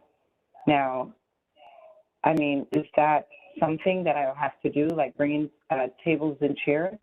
And normally, we will have people come in with their masks and whatnot, but now with the unvaccinated being outdoors and the vaccinated being, I have to. I mean, this is a job. Yeah. You know, I don't envy any restaurateur in this climate. The rules and regulations must drive you crazy. But we're specifically focused on when can you serve alcohol and alcohol Oh no! service. By the way, for street sorry, I seats wanted to speak about that. Sorry to cut you, sir. It doesn't make sense to serve anything alcohol after 12 a.m. outside. Normally, we do have our special guests, like VIPs, that will come through. I must say that they're very much so supportive of my business, and they may not want to be inside, so they're outdoors and they're quiet. They're professionals. For that, I would extend that, but it's very rare. There's no alcohol being served after a particular time. 2 a.m., definitely not. Okay. Thank you. Any further questions on the motion? All right. Hearing none, to restate once again, Ms. Young's motion, seconded by Ms. Gibbs, to support, contingent upon Ms. Dorset's commitment to ensure that patrons will be mindful of the community, that the outdoor sound will be lowered, and that the hours of service, midnight or 1 a.m., prescribed in the statute, will be observed. I will now call the roll. Gail Branch Muhammad. Yes. Thank you. Janet Collins. No. Thank you. James Ellis. No. Thank you. Tamika Gibbs. Yes. Thank you. Oliver Hart. No. Thank you. Alicia Nocenzo. No. Thank you. Fior Ortiz Joyner. Ms. Joyner, was that a yes? Thank you. Celine Rosado. Yes. Thank you. Brian Saunders. Yes. Thank you. Mark Thurton. Yes. Thank you. Irsa Witherspoon. She says yes. Thank you. Robert Witherwax, no. Deborah Young. Yes. Thank you. The motion passes 8 in favor, 5 opposed. Ms. Dorset, I would encourage you, I thank you for your service to this committee, the community. Thank you for your years on Washington Avenue. I live a block and a half away. I've always enjoyed walking by and hearing what's going on inside. Unfortunately, I can't walk by and hear what's going on inside. So I just hope that you are cognizant of that and know how close this committee, that this committee has bent its rules for you. Can I just say one thing? Yes, Mr. Saunders. Ms. Dorsey, I know you've been in this community for a long time, and I know through this hard time as far as like paying rent and your expenses and everything.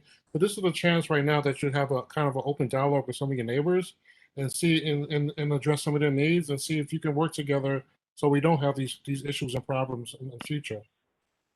Definitely. I'd love to do that, Mr. Saunders. I'd love to meet with the community board, even so to bring you in. to see the kind of business and the kind of service that we do provide to our guests.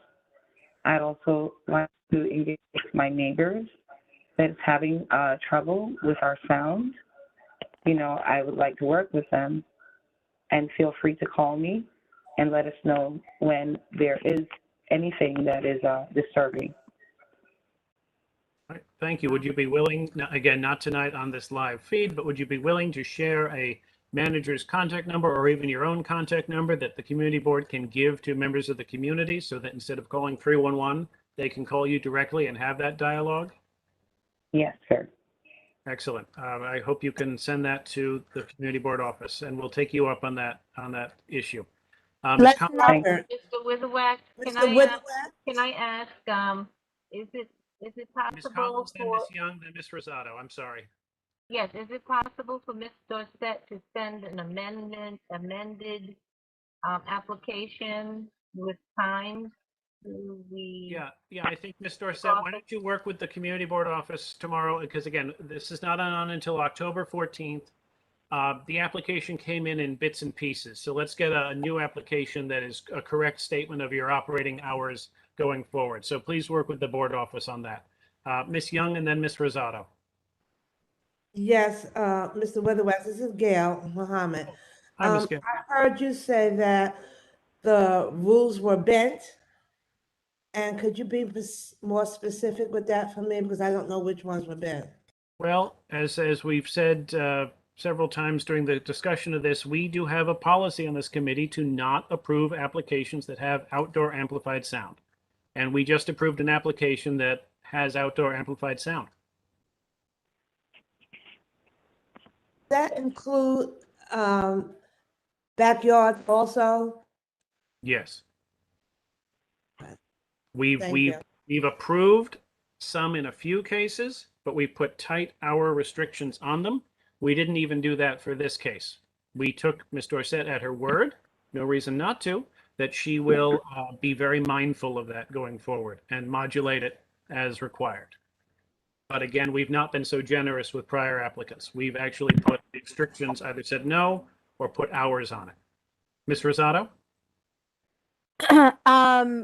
Let's not forget to utilize our resources afforded to us by the mayor's office nightlife sector, which has created the Mend NYC program specifically for situations such as this.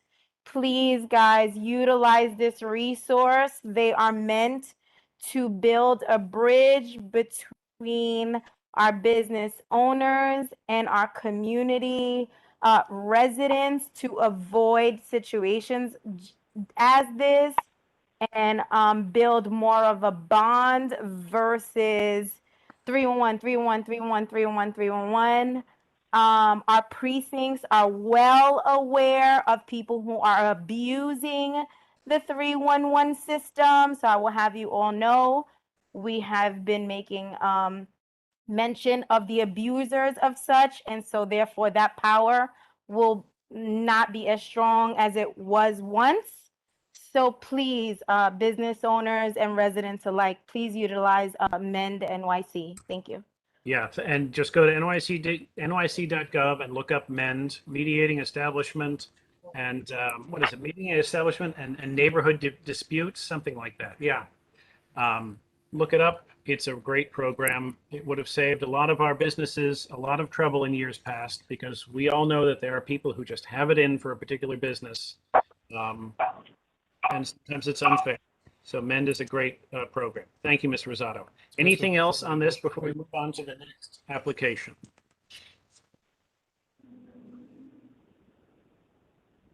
Great. Thank you, Ms. Dorset. We'll see you on the 14th of October. Moving on to Pluto, 730 Classen Avenue. Hi, we're here. Hi. And your names? I'm Molly Bradford and William Pace. Hello. Having a hard time opening my, there it is. Okay. So this is 730 Classen Avenue. Yes. And there it is. Got it. Your application is, okay, Bill Pace, Molly Bradford, Pluto Incorporated, doing business as Copenhagen. Address 730 Classen Avenue. You've been in the operation at that location for 7 years. It's a restaurant bar with wine, beer, and cedar. You are not a full liquor license. There are 13 tables with 30 seats, one bar with 6 seats for a maximum of 36 seats, but your maximum patron capacity is 75. Your hours of operation are noon through midnight on Sunday, and 2 through midnight Monday through Thursday, and 2 through 1 a.m. Friday and Saturday. Your sound noise attenuation measures are double paned glass windows, sound insulation in walls and ceiling throughout. You have an outdoor space. You have a garden. It is 20 by 31. There are 10 tables with 28 seats, and your hours of operation for that are noon through 10:30. You close at 10:30 every night. No. No, So- that's just the backyard that's That's closed what at I'm 10. talking about. Your garden is Yes. closes 10:30 every night. You That's do not have exactly any how outdoor- it's been for all 7 years, sir. That's correct. Yep. I'm just reading your application. Oh, sorry. Sorry about that. Sorry. Don't, no need. You also have a front area that is on your property and not public. The size of that is 14 feet by 7. There are 3 tables with 10 seats. And you don't give outdoor hours of operation for that. You say it's not applicable. Can you explain that? Oh, I'm sorry. That's my mistake. When we close at 12, we close the front at 12. When we close at 1, we close the front at 1. I'm sorry. Okay. So you have 2 outdoor spaces, to be clear. You have the rear garden and you have the front area. Yes, within that's your right. footprint. Yep.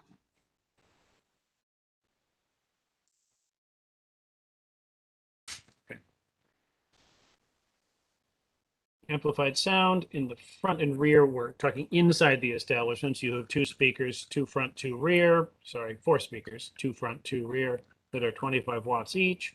You have 8 staff that are part-time. You have no security personnel, but you do have CCTV. There are 2 families in your building, 0 residences to the left, 6 to the right, and 4-family building to the rear. You have had no operational changes since the last application, and you anticipate no operational changes in the future, and you are aware of the local hiring program. And did we have, yes, we have a picture of your posted notice. Thank you very much. Do we have any questions for Copenhagen? Pluto doing business as Copenhagen from the community? Any questions from the committee members? Mr. Witherwax, this is James Ellis. I have a question regarding the front space activation. Is that being the curbside tables that are there? Is that a part of the Open Streets program that you filed for and have been permitted to use that space? You want me to answer that? I want to hear from the applicants. I'm please. sorry. Okay. Sorry, excuse me. Who are you and why I'm are their you? attorney. My name is Stacy Weiss. I'm the attorney. Okay, you weren't recognized as such, so that's why I don't Thank you. understand why you were That's it. responding. I'd like to hear from the applicants actually. Sure. Applicant's So what choice. we've got, you know, our private property, on our private property, we have a couple tables. And then we do have one table for COVID that's on the other side, close to where the cars are parked. We don't have any covering. We didn't do that, but we did take advantage of that extra table that we put across. So the you sidewalk. filed with the city's program for that space. We did not. We did not. No, we So did You're not. not in compliance with that space. You know, to be perfectly honest, I'm so sorry, but I didn't even know we had to file. We weren't building anything. It's my mistake. Well, I mean, the program is not just the roadside seating, but it's also the access of the sidewalk seating that was Yeah. allowed in this special time period without having to file through the DCA. But it was still supposed to be filed with the city as a noted space that was a part of this program. And it still has to be compliant with all the restrictions that this sidewalk seating is required. Okay, I'm sorry, I really didn't realize. It's just one table with, I think, 3 or 4 seats, but if We wanna comply. we'll remove it if We always if wanna we're not allowed to comply. have it. I'm so sorry. I really didn't realize. I thought it was just if you're building something, so we'll get rid of it. If you've got, I mean, you should check with your legal representation on any other oversights that you might need to tend to. My Thank you. concern too is that you said that there's no speakers outdoors. That's correct. Yeah, there are none, yeah. Okay, and then I know you guys have the operable front door that allows for the indoor-outdoor kind of expansion to happen in the front. What time are you closing those front doors as it pertains to your hours of operation? When We close at midnight. So if it's nice weather, we close that down at midnight when we close. Okay, I do recall we've had this conversation before, and for some reason it was not taken as seriously the last time we talked about this. But we have requested that you make those operable doors close after a certain time to prevent those amplified speakers leaking into the outside. So I'm curious if any, I don't think we saw anything from Police Officer Vidal's reports on noise complaints, but obviously you see that this is an area of sensitivity as we move into these areas with kind of a gray oversight on where and what sound can be. In this case, I think I would just curious about if we would think about shutting those operable windows at an earlier time than say 12 or 1 o'clock for that sound leakage. I don't recall that, and forgive us if we've made a mistake, but I don't think that we've ever agreed to actually closing those doors. If there's a written notice of that, it's be news to me. But I think at one point we had a discussion where there was some type of topic like that, and we ended one of these discussions saying, wait a second. And then Ms. Weiss came and worked that out. But I have to say, especially after listening to that previous application, that we own the building. We live upstairs. Our 2 kids live with us upstairs. I'm so sorry. May I speak? The only thing is that that opening, it allows, especially in this time of COVID, it allows more ventilation. And these are speakers that are literally this size. All right. Now, the thing is that we have 0 complaints. We have been open for 7 years. We don't have 64 complaints. We have 0 complaints. Our neighbors like us. We're not doing anything but build community here, and we've owned the home for 16 years. We live in this home. I appreciate your defense, but I also remember this conversation the last time you came for renewal, and you refused our recommendations, and you went over and beyond and got your permit despite CB8's recommendations.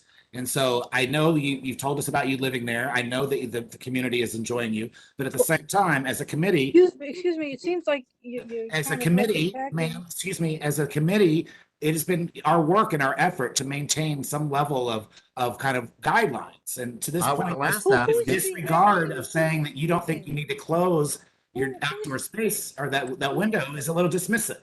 And I feel like it's the same thing as back from 2 years ago. Who's speaking? Thank you, Mr. Ellis. I Ms. don't see the Weiss. person speaking, and I think that you're being really very negative to my clients. My clients are good neighbors. They have no complaints. Ma'am, and I it's don't a time know. of, Excuse me, and it is a time of COVID. Ms. Weiss, as a committee member, I'm allowed to ask your clients questions about their operations. That is exactly what I'm doing. I'm sorry if you you're feel not. like That's this not line of what you're question is doing. You're I'm not sorry if you doing feel like that. this line of question is unfair, but to the I point that don't I've think raised, you're asking questions. I think you're attacking them. to the point that I've mentioned Mr. before, Ellis's we went point, through this if 2 I could years ago. summarize, is that we've been down this road before. This is a rerun. We had this very same meeting with these very same people. Okay, but times are different now. Times are different. COVID is out there, and they're absolutely right about keeping the space open as much as possible. They are not taking advantage of the roadbed and putting a big, humongous things on the roadbed. All they did was open up their doorway so that they can let fresh air in. I think that that is a great idea, number one. Number two, they put an extra table out there because they figured, hey, fresh air is good for the people that want to eat there. So I don't think that's a terrible thing. And she offered to take it away. So, and she didn't even say, oh, I'll go get it approved. She said, I'll take it away. Okay. So I Ms. think by Weiss, I appreciate attacking your them, passion and but commitment because to they your want to have, clients. I think attacking them because they want to allow fresh air into their place during COVID is I not a think you're very being good completely thing. It's not a very good thing to do. You're mischaracterizing my line of questions and my No, I'm line of not inquiry. mischaracterizing it. I think during COVID, I think you got to give people a little bit more play. Ms. Okay. Weiss, I think with all due respect, the city and this committee is giving a lot of play in this situation of COVID. Our ability to oversee liquor licenses and outdoor spaces is what we're assigned to do. I'm sorry if you feel this is unjustified, but I again, do as feel Mr. it's Witherwax- unjustified. I Mr. do feel Witherwax it's reviewed, unjustified. as Mr. Witherwax reviewed, we've talked about this 2 years ago, and it feels as if this applicant is being dismissive of our concerns. And They're they not want being to dismissive of your concerns. They have no violations at all. The last applicant that was ma'am, I'm not there, even talking about the violations. last applicant that was there had 64 open complaints against them. And you bent over backwards for them, and these people have no violations, and you're attacking them. I don't There's understand nothing that. I've said that's attacking them, Ms. Weiss. I'm sorry, once again, you're mischaracterizing my line of inquiry. My inquiry is about the operations of those windows, and would they be amenable to shutting it down at 10 or 11 o'clock, as we've asked every applicant to do? No. They're still open for another hour and a half after that point. Still But open don't for you 12 think it's a hours good past idea that to point. I protect am people not from COVID being under disrespectful. these circumstances? That's also not, Can sorry, Mr. Saunders? I say something? James, you know, I walk up and down Class Avenue myself several times a day. I know we're going back and forth to this. Can I put a friendly motion out there that we're close, take away the tables? Can we go back and close the retract the doors, retract the windows at 10 o'clock? And can we, and I move to support this application for renewal. Can we just Well, close? those tables, those tables, Miss Weiss, please, the tables, Miss Weiss, tables Miss are there Weiss, forever. Miss Weiss, I'm You not got one finished. table. Mr. Just remove the outer table next to the tree. Yes, they'll remove that. Done. Done. Mr. Saunders, I don't even asking for that. All I'm asking for them is to put that space to apply for it, like everyone else has to apply for the space, and they can keep that space as long as it's compliant with the city regs. I just want to make sure that it's being accounted for, just like everybody else's has to be accounted for. Okay, can we take away the table and can you apply for the table so we can? Yeah, it's one or the other. We'll either take it away or I'll apply for it. Well, no. Without a doubt, I'll do it tomorrow. Or take it away, either or. Take it Take away it away and decide whether and you're not going to and then apply apply for it. Yeah. Say what Not a say, problem. sorry, what did you say? Take it away Sir, what did and you then say? decide whether you're going to apply for it or not. Right. So Yes, good idea. Yes, sorry. Yes, second that motion. absolutely. Saunders, other But point, the Mr. Saunders? the issue with the door. Wait. Well, I can't. Everyone's talking. Sorry. Mr. Wax, what did you say? I'm deferring back to you. What is your other point, Mr. Saunders, about the window? Please restate. Okay, I move to support this application for renewal. The fact and they take away the outside table and chairs by the tree, close the retractable door at a reasonable time that we suggest, and I move to support the renewal application upon that. Mr. Saunders, I would second your motion with the hours of 11 o'clock to close those operable doors. Well, guys, that Mary, you know what? Problem Mary, is like hold on. okay, like every restaurant, right? May I Excuse me. speak? Sorry. Excuse me. No, Ms. Rosado has her hand up. Okay. Ms. Rosado? Sorry. that- I was gonna agree with Brian as far as like, and you, Mr. Ellis. I just think we should be fair, and what's across the board is across the board. And just because your doors are open and your speaker is inside of your facility, but right by your door, it's almost just as bad as it being outside. So just as far as just being fair, you may not have any violations, and that's great because you get along with your neighbors. You've been there for 16 years. Everybody isn't afforded such good fate. So I just think it's just good to just be fair and not really talk about what somebody else did in regard to their application, because their circumstances may not be the same as yours. So just stick to your situation and what is specific to you in your application. That's Well, an you know what, excellent point, Ms. we Rosado. guys, we want Excuse me, every location is unique in this district, and every location, though we do have general guidelines that we try to apply uniformly and fairly, we also take into account those factors. Ms. Gibbs, did you have something you wanted to say? No, I didn't. I was just seconding the motion, but Mr. Ellis already did. All right, thank you. Ms. Bradford. Hi, thanks. You know, the speakers that we have in the front are right Small. over, they are small, They're and small we at don't, point. just a moment, and we don't keep it, the music is quite low. However, how would it be if we moved the speakers along the wall? If you're familiar with the place, you know then, James, you know those beer trays that are on the wall. We can move the speakers on the wall and bring them, or on the ceiling in the back, push them back so that they're not, you know, close to that door like that. And I think that would really have an impact. The problem with closing, you know, the door is that, I mean, like every other business that we've had, you know, in this city, you know, having that openness, you know, customers love that because it's the night and the air is coming in the summer and they feel like they're kind of outside and kind of inside and they look at passerbys. It actually has a real impact on the environment And of it's the place. quiet. No one's complaining. Our neighbors aren't complaining. And the thing is that if you guys would consider allowing us, please, to keep that open until we close and we'll move the speakers.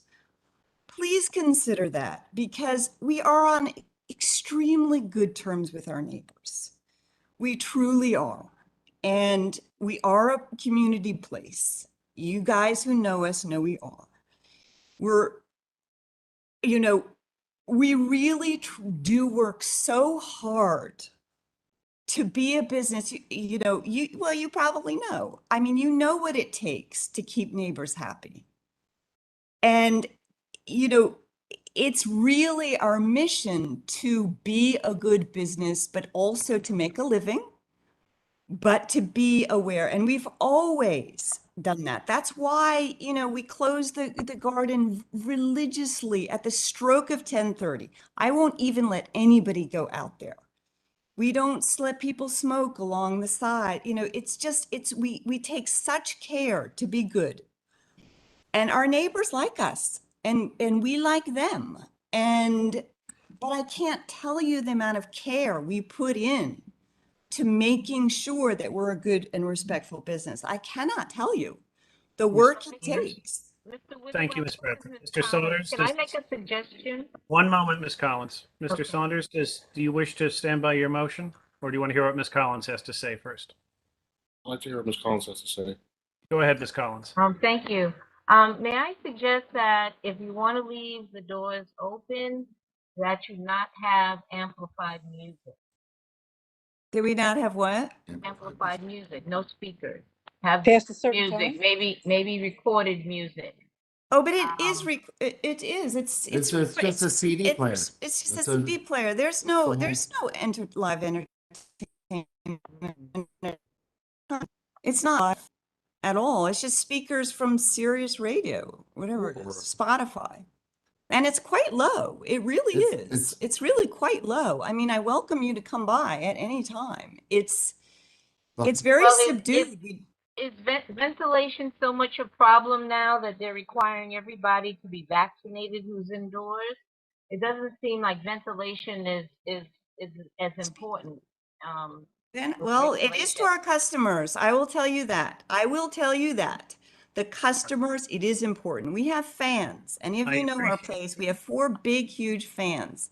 And we ventilate the heck out of that place. And we keep the back door open too until 10:30 because people are very, very grateful for the ventilation.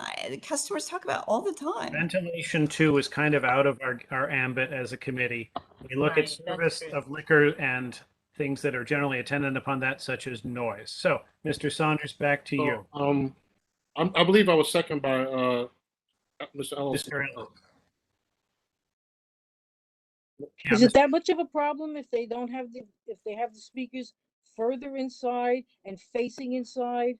that you don't hear it outside if I'm- they kept the doors open? Is it that much of an issue? I mean, is it really that much of a problem? I mean, if people Is a have part of the speakers motion that I'm willing to outside, support, is a part of the motion that I'm willing to support. I'm less concerned about the speakers. And I was willing to make that compromise of closing at 11 o'clock the doors as opposed into their hours of operation was saying until 12 or 1 o'clock. That still gives them the 11 hours that they're open to have the open doors. I just think 11 o'clock is a reasonable time to ask that an ambient noise from a social institution to flow out into the streets. That's my suggestion. I live nearby. Let me ask you this, James. May I ask you a question, though? There is a motion on the floor. Let and me just. they've been doing this from this. every single They've been angle. open for 2 years. There's since a motion. the last meeting, we have and a there motion been no right now. problems. Ms. Weiss, we have a motion right now that we have to vote. So And we still have 3 more items after you, and I think we've spent a good 20 minutes on this questions. Can we vote on this right now? Please. Mr. Saunders, your motion again is to support the renewal with 2 stipulations. 1, that the table by the tree and chairs are removed, and 2, that the windows that face the front are closed at 11 p.m. nightly. We don't agree. I'm sorry, I can't agree to that, You sir. I don't can't. agree to that. Let me just tell you, we Not don't. up to you to agree. There's a motion on the floor, ma'am. You have to be Mary, quiet right now. Mary, just wait. Yeah, these are what you're looking for is our support, right? These are the conditions under which we will support you. And the Mary, just SLA will wait. take from this what they will. Just I will wait. now call the roll. Gail Branch Mohammed. Thank you. Janet Collins. Just call me after. I abstain. Abstain. Thank you, Ms. Collins. James Ellis. Yes. Thank you. Tamika Gibbs. Yes. Thank you. Oliver Hart. No. Thank you. Alicia Nasenzo. No. Yes. Thank you. Fiora Ortiz Joyner. Yes. Thank you. Celine Rosado. Yes. Thank you. Brian Saunders. Yes. Thank you. Mark Thurton. Yes. Thank you. Yrsa Weatherspoon. Robert Witherwax, yes. Deborah Young. Yes. Sorry, yes for Miss Young. Miss Young, do you have Miss Weatherspoon's vote?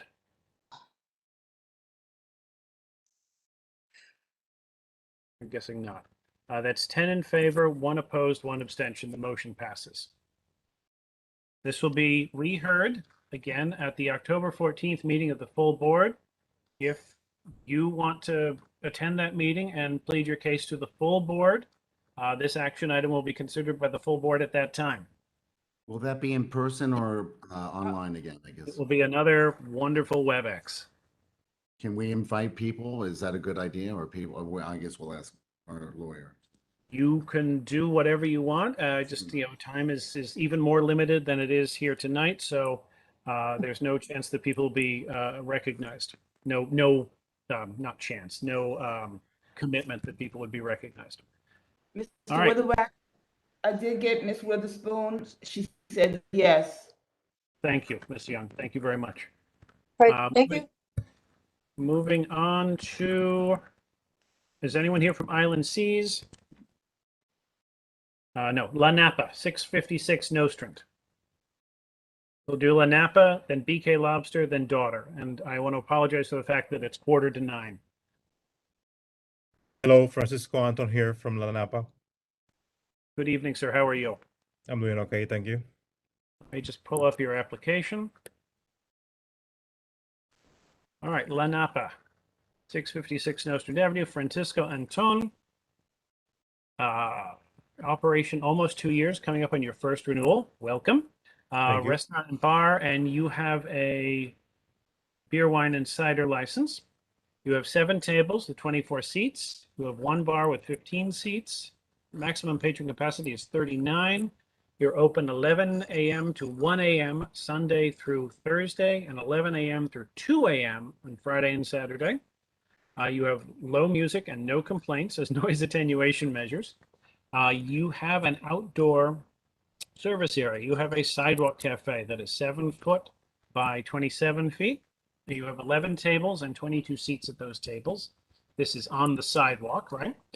You have a maximum patron capacity out there of 22, and that is open from 11 a.m. through midnight, Sunday through Thursday, and 11 a.m. through 1 a.m. Friday and Saturday. It is your only outdoor service. You have, for music and sound, you have 6 speakers at the bar counter area. They are small speakers. You have no live entertainment. You didn't give us your number of service personnel. However, there are 3 residences in the premises. There are 0 residences to the left, 1 one-story commercial, and 0 behind. It's a funeral home. Well, I could make a joke about being loud enough to wake the dead, but it's late. You didn't sign the application, so we'll need to address that.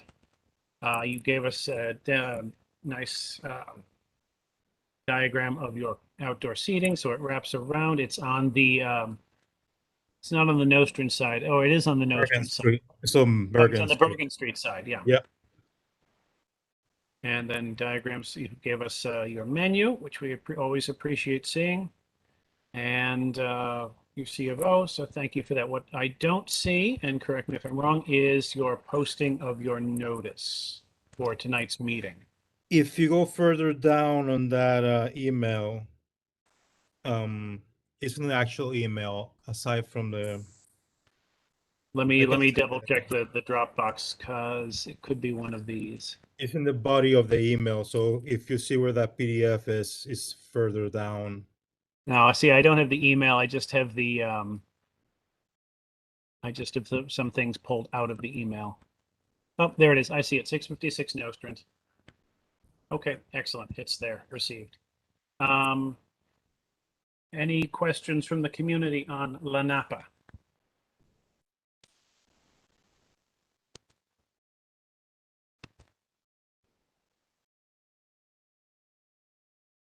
Any questions from the committee on La Napa? Yes, I have a question. When was this paperwork updated? Because there hasn't been a funeral home next to this establishment for at least 2 years. So do you have any Yeah. updated information? Yeah, that information was just sent as it was from that past application. There's just a gym that wraps around us. The gym beside us. You have a gym on Nostrand and you have a UPS store on Bergen, correct? No, but the gym goes in an L shape around us. So basically, next to us is the gym everywhere. Okay. Yeah. Also, your outside seating, is that included in your, was that already pre-approved prior to COVID? The outside seating on the sidewalk, yes. And I do Okay. have an application for the one for COVID. Wait, you have an additional one? You have a street seat or a sidewalk seat? I have both. When it came out to the applications, I did apply for both. It wasn't approved because you're on both bus routes on either side. No, I don't have a bus route on Bergen, only on Nostrand. We applied on Bergen. It's on the other side of the street, the bus stop. But Mr. Gibbs is saying that street is a bus route. Doesn't necessarily mean you wouldn't be approved, but it's something to be taken into chance. Well, as we've discussed ad nauseum tonight, street seats is relatively new for everybody, certainly for our renewals. So what I want to focus on is the Sidewalk Cafe. We approved you in February of 2019 when you came before this committee initially. We asked that you close your Sidewalk Cafe at 10 p.m. Sunday through Thursday and 11 p.m. Friday and Saturday, and your hours on your application exceed that. So those were, again, the circumstances that we approved you for. We also approved 18 seats and not 22. So okay. I'll make a note and correct all that on the application. All right, thank you. Yeah, that was filled out by my attorney, and I guess he made that mistake. Appreciate You're going to revise the application to update the information for farthest times and what's around you, correct? Yes. Okay. I'm finished. Thank you, Ms. Gibbs. Anybody else? Who's that? Yes, I have a comment. This is Miss Young. I have a comment from Miss Witherspoon. She said La Napa did not have their name listed on the notice to the neighbors, just the address of the business. Also, let them know, okay, they cannot post on trees, city and government property like the lamp post that they had posted their notice on. Okay. Thank you, Ms. Young, and by proxy, thank you, Ms. Weatherspoon. I see Mr. Thurton has his hand up and Ms. Rosado has her hand up. Mr. Thurton? Do you sell bottled wine from your location? Not anymore. We did And during you the COVID. Okay, and you do have indoor seating? Right now we're closed for vacation, so we're gonna open with the indoor and outdoor. Hopefully by mid this week. Okay, and the bottle selling is no more? No more. Okay. Thank you, Mr. Thurton. Ms. Rosado? Yes, confirmed. Maybe a stray hand. Any other comments or questions for this applicant? Can I get a motion?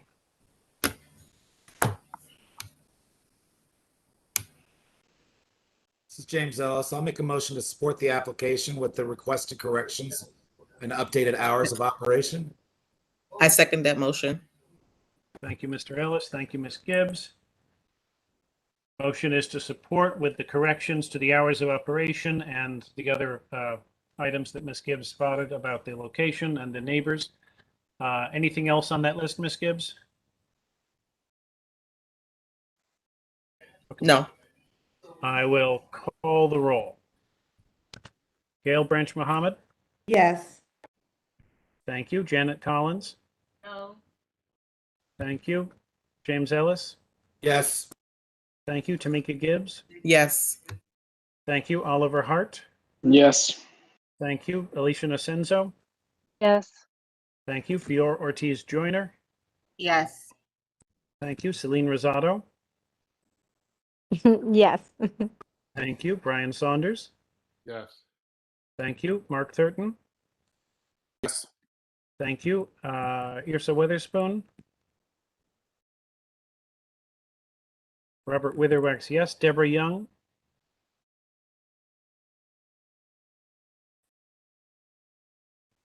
Back around, but that passed. Yes, yes, sorry. Thank you, Ms. Young. Got it. 12 in favor then, 1 opposed. All right, thank you. Congratulations. We'll see you on the 14th of October at the full board meeting. I'm sorry, I didn't vote. I was Who's that? voting for Ms. Witherspoon. That's Deborah Young. I'm I was sorry. voting What? So yes. Yes, Yes for for you me, and and it was yes, was for Ms. Witherspoon. I'm sorry. no, very clear. Got it. Thank you. We will see you, Mr. Anton, on the 14th of October when this is taken up by the full board. That concludes our renewals unless there's somebody else who's come in late.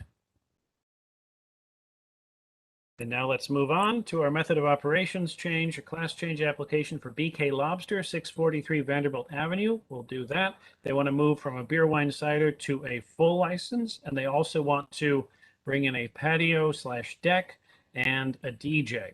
And then we're going to go to Daughter, 1090 St. John's Place, a beer, wine, and cider new application. So let's go to BK Lobster. Pull up the, oh, I closed it. Damn it. Do that. Pull up the link to the Dropbox. Yes, Ms. Collins? That wasn't me. That was BK Lobster saying something. I'm sorry. I thought I heard your voice.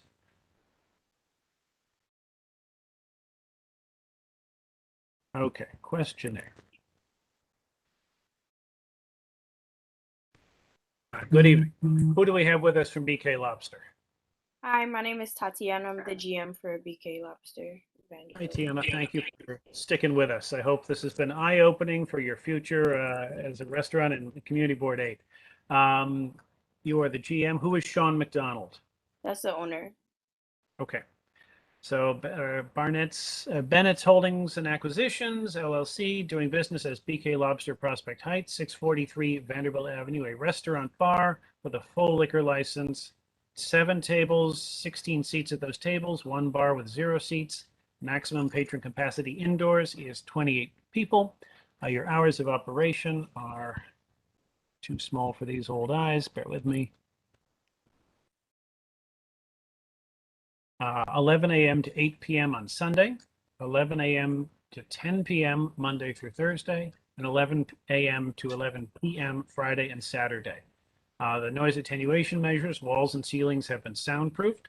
Outdoor service, there is a patio that is 18 foot 8 by 12 foot 8 with 6 tables and 12 seats at those tables with a maximum patron capacity of 15. The hours of operation proposed for that closes at 8 p.m. on Sunday, 10 p.m. Monday through Wednesday, and 11 p.m. Thursday through Saturday. There is no other outdoor seating.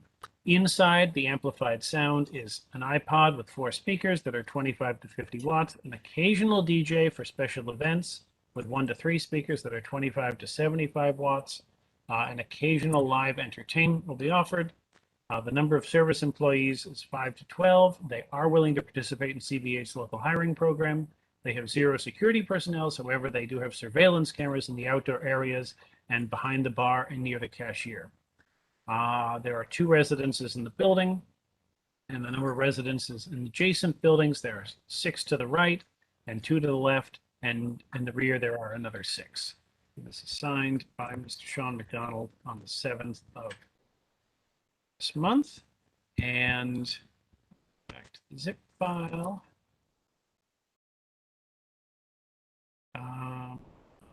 Diagrams, there's the posting of the notice on adjacent buildings and buildings across the street, which is all in compliance. Thank you. And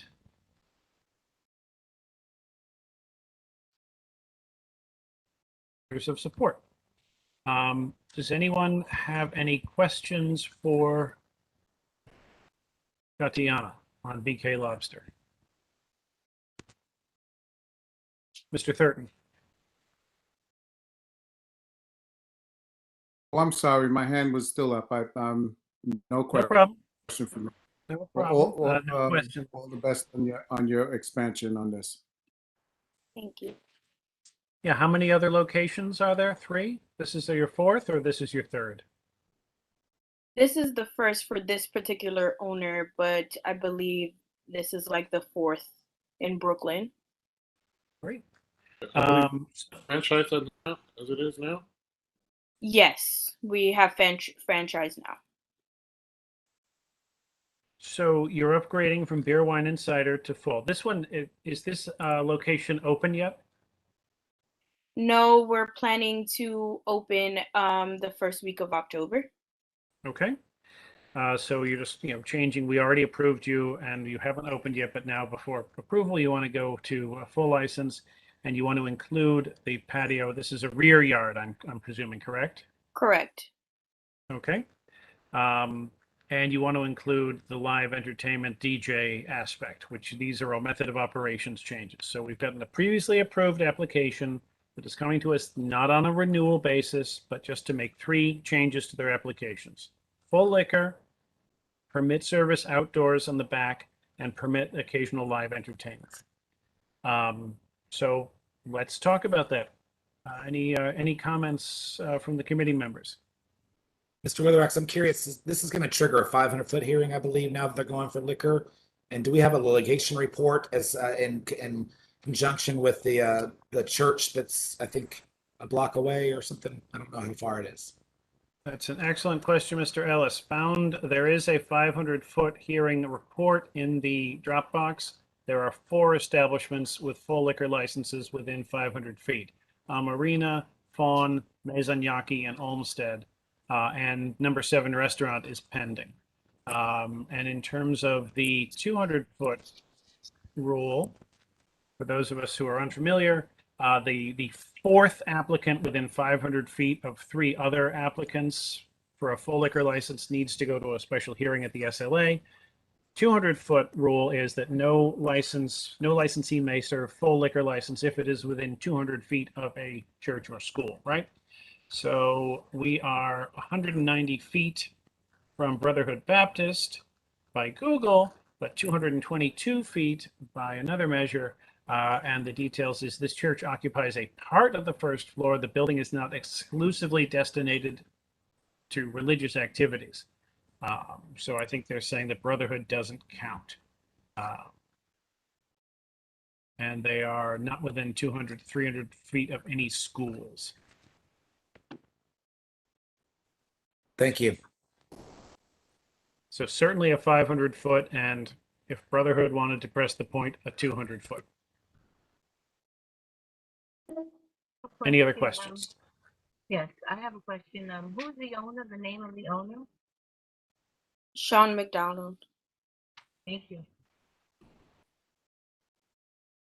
I hand up this time. Sure. I'm supposed to know that, Mark. Go ahead. Are you going to have street a street cafe? The street setup, the sheds? We are interested in participating in Open Street and having some tables out once we open, yes. Okay. And with the music, you're going to have any music in the rear area? Yes, there are speakers connected to the rear. The same music that will be playing throughout the restaurant will be playing also in the back as well. Okay. All right. Now, just to contextualize, you're on Vanderbilt Avenue on the east side between Prospect and St. Mark's, correct? Correct. Okay. Is this the same block that we had a problem with the neighbors before down the block, the old soda? No, that's the next block up, Mr. Saunders. That's between St. Mark's and Bergen. But I think the composition, if you will, of those blocks is similar.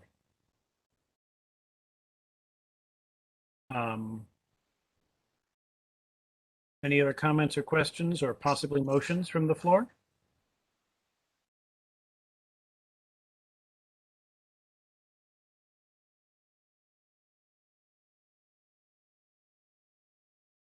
I know it's late. We didn't I would turn like it- to make a motion. This is Fiora Ortiz Joyner. I would like to make Go ahead, Ms. a Joyner. motion to support the app. I would like to make a motion Okay. And to support the application. Hello? Yes, we heard you, Ms. Hi. Joyner. I second that motion. Tamika Gibbs. Thank you. You're seconding, Ms. Gibbs? Yes, sir. Can we discuss a friendly amendment with the removal of the outdoor speakers? Right, I was about to say the same thing. We have no affixed outdoor speakers. Well, you just said Oh, before when and- you were asked. I'm sorry, in the back? Yeah, rear, outdoor speakers. Do you have any outdoor speakers? Yes, in the rear, sorry. So that's Mr. Ellis's question was, would you be willing to remove those from your application? No Well, sound, we no, would keep it at a very low decibel, but it would take away from the experience if there was absolutely no sound in the back while people are dining. okay. Ms. Gibbs and Ms. Joyner, how do you take Mr. Ellis's proposed friendly amendment?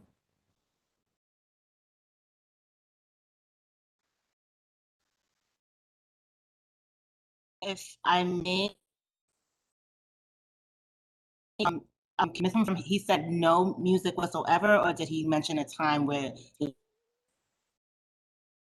should, can you please confirm? For clarity, Ms. Joyner. Yep, Ms. Joyner, my recommendation would be to remove outdoor speakers permanently from any outdoor space. So it wouldn't be a time constraint. It would just be the removal of the speakers.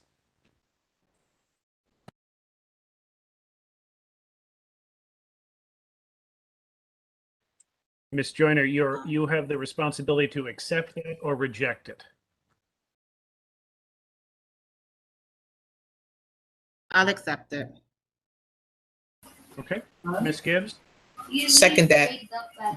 Thank you. Any issues, any questions surrounding the change from beer wine to full? We're fine with that. Any questions surrounding the live entertainment, DJ, etc.?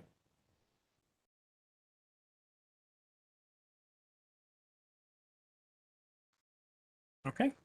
Hearing none, I will restate the motion, which is a motion made by Fiora Ortiz Joyner, seconded by Tamika Gibbs to support the to support the modification from beer, wine, cider to a full liquor license, to support the extension of service to a rear yard, and to support the permission of live entertainment inside the restaurant, but that in no circumstances should there be any amplified sound in the rear yard. Is that a fair restatement? Yes. Okay. Then I will call the roll. Gail Branch Muhammad. She said yes. Thank you. Janet Collins. Yes. Thank you. James Ellis. Yes. Thank you. Tamika Gibbs. Yes. Thank you. Oliver Hart. Yes. Thank you. Alicia Nacenzo. Fior Ortiz Joyner. Yes. Thank you. Celine Rosado. Yes. Thank you. Brian Saunders. Yes. Thank you. Mark Thurton. Thank you. Yrsa Witherspoon. She said yes. Thank you. Robert Witherwax does too. And Deborah Young. Yes. Yes. Thank you. The motion passes unanimously, 12 in favor. Thank you. Again, the full board will be considering this on the 14th of October by WebEx. So come back and we'll see you then. Thank you very much for your time. All right. Last item. Daughter, 1090 St. John's Place. Raise your hand. Who am I looking at? Oh boy, there's 4 of you. Thank you for sticking around till the wee small hours of the evening. Of course. Can I have the names? The lady first, of course. Sarah Huggins. Thank you. And the gentleman in the tie. You're muted. You're muted, Michael. Oh, I'm sorry. Now you can hear me. I'm Michael James. I'm their attorney. I was just gonna introduce them, but they can introduce themselves or state their name. All right. Now I was going to say the bald guy, but that doesn't narrow it down. So take your pick. I'll let the birthday boy go. Keto. You're also muted. Oh, he's unmuted now. Sorry, that's me. That's I'm Adam Adam. Keto. Thank you. And the Adam, deferential what? Can we one. hear that last name again, please? Adam. Adam Keita, Keita. Keita.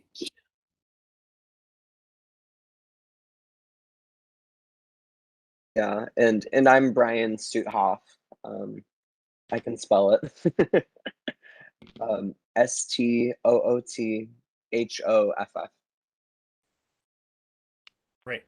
Thank you. So who's going to be speaking on your behalf? I'll be speaking on their behalf. On our behalf. Thank you, James. Let me pull up the application. Or are we missing one?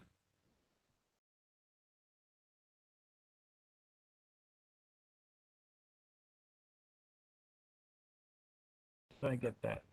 Did we not get one for this?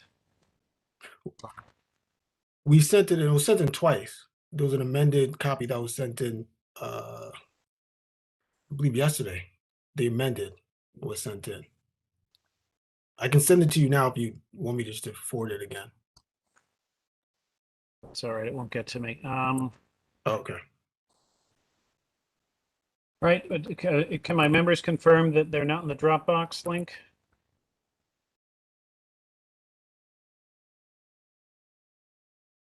No, I don't see them in the Dropbox link. Thank you, Ms. Collins. All right, Mr. James, why don't you describe as best you can? I'm sure you did send it in, and if Julia can find it, and if she's still around and can send it to the group, that would be appreciated.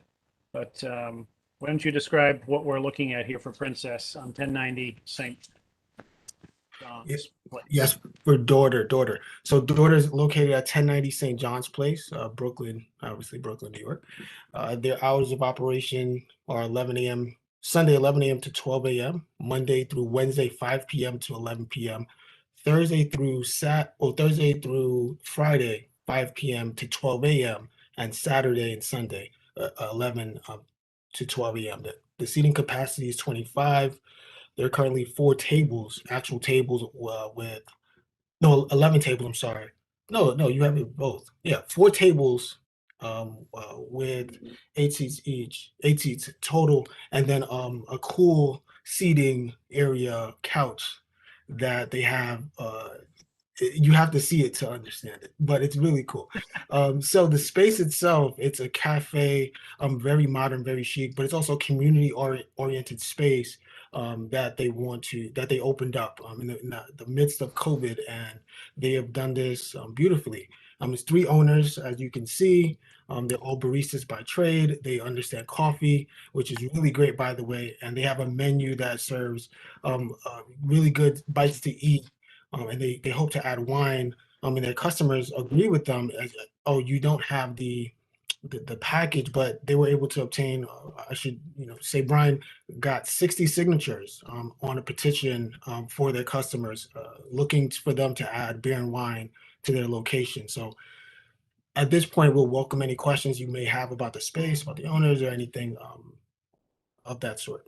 Sure. Can I just clarify the total number of people who can sit down at any one time inside the establishment? 25.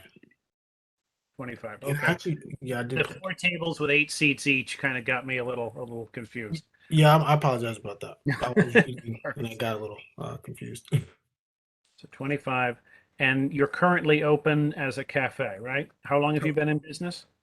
Since April of 2020. Is that correct, guys? April of 2020. Correct. Yeah, Yep, April correct. 24th, 2020. 21. 2021. Yeah, sorry. So Well, we're 21 of this year or 2020? Give that to me. 2021 this year. 2021 Since April. this year. Got it. 2021. Yeah, April of 2021. Right. We're very new. Have any of the 3 owners ever held a liquor license before? No. I've worked in places that where I managed with liquor licenses, but I haven't owned one myself. Okay.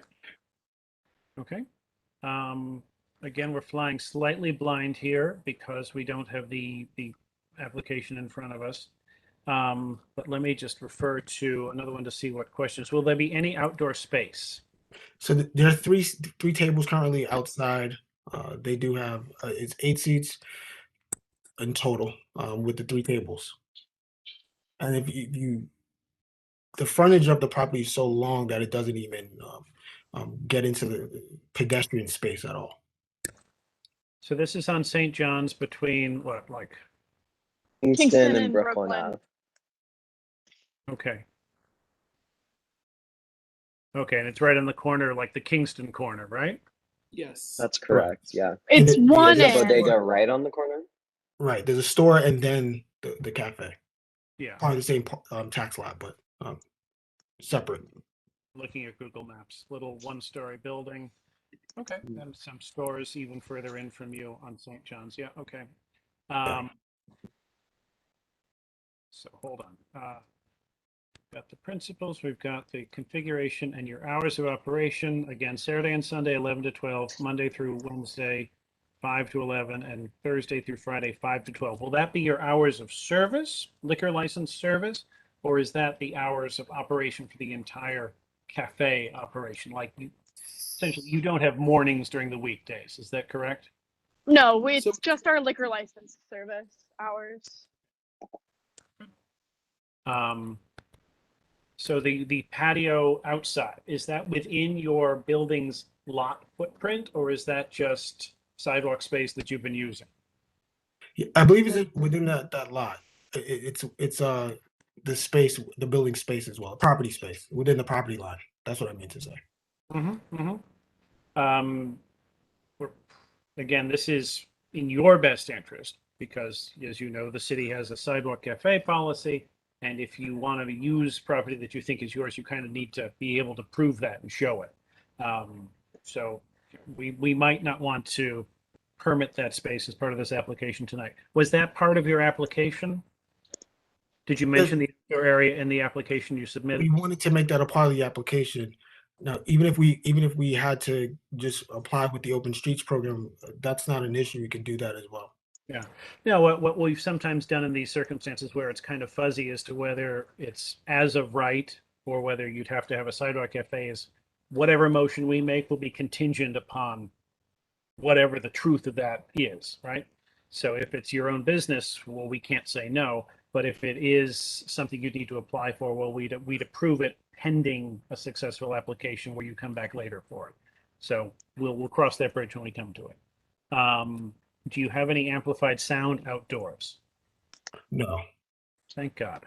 How many people will you employ? Still growing. Yeah. So I had it down. What are we at? Are we at 6 right now or 7? 7.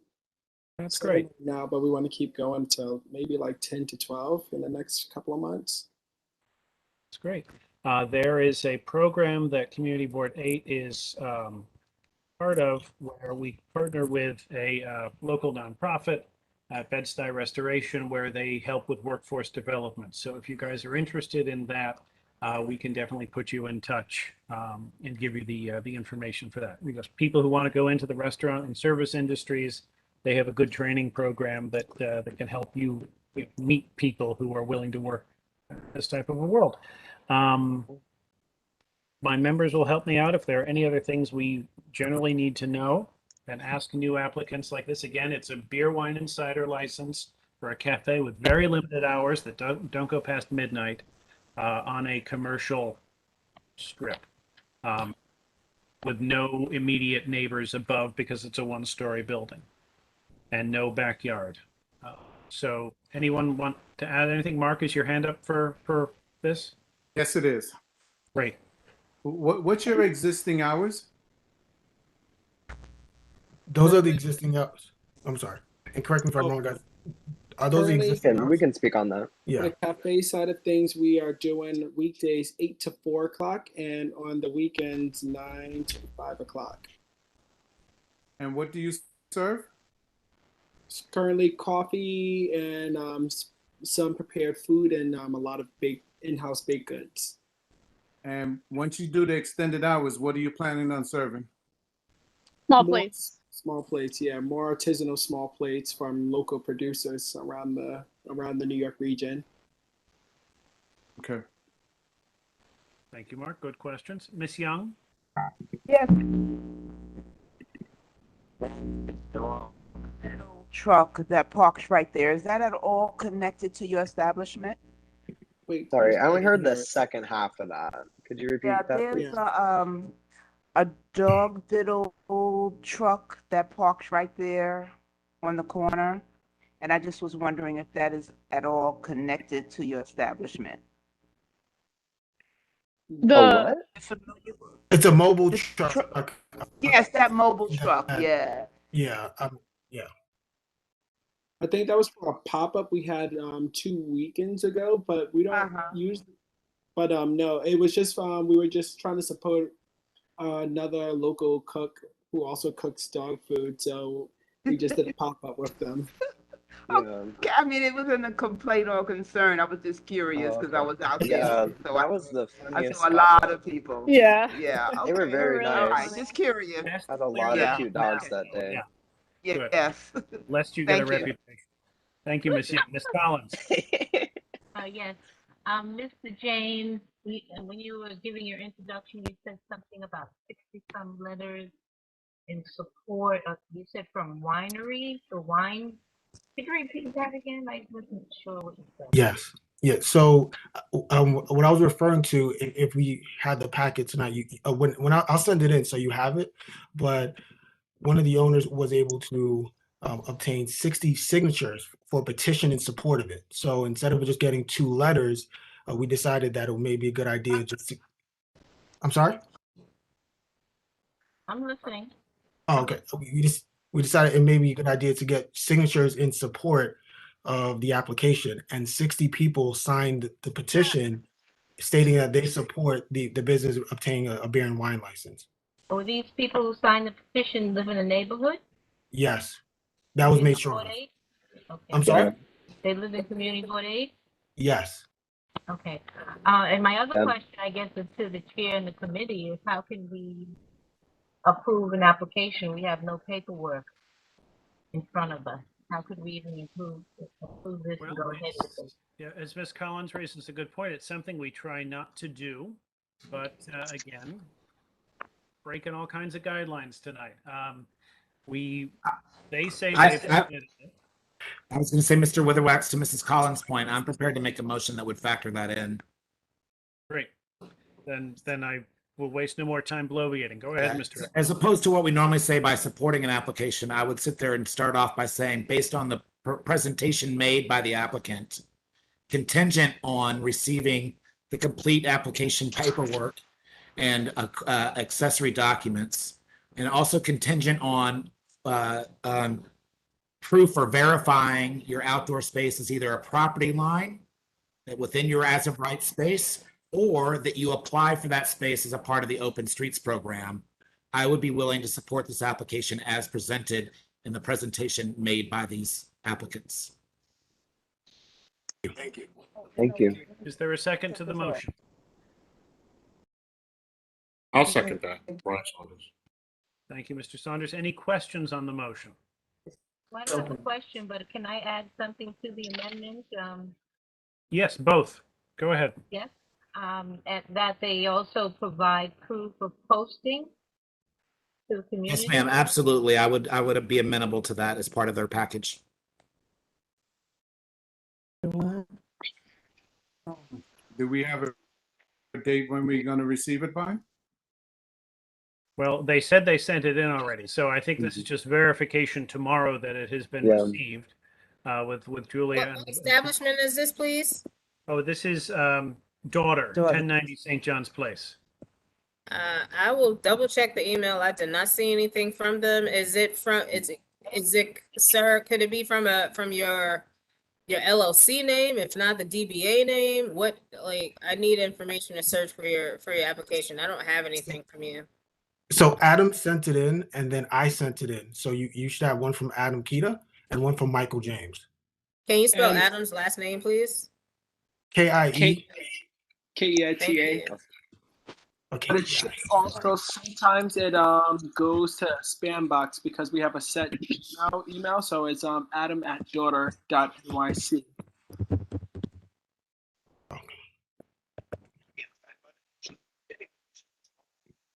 All right, while Ms. Neal is checking, we had Mr. Ellis make the motion. Somebody seconded it. Who was that? Brian Saunders. Oh, it's Mr. Saunders. Thank you. Yes.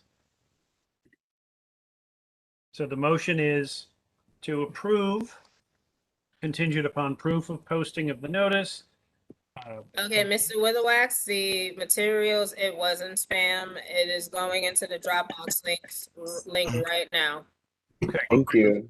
It's going into the link, so I can open it right now. Yes, just give me 2 minutes for it That's all to right. fully upload. I was kind of hoping we couldn't see it. The form is in right now, and I just need to get the posted notifications. I know that's going to be a question that will be asked in a minute.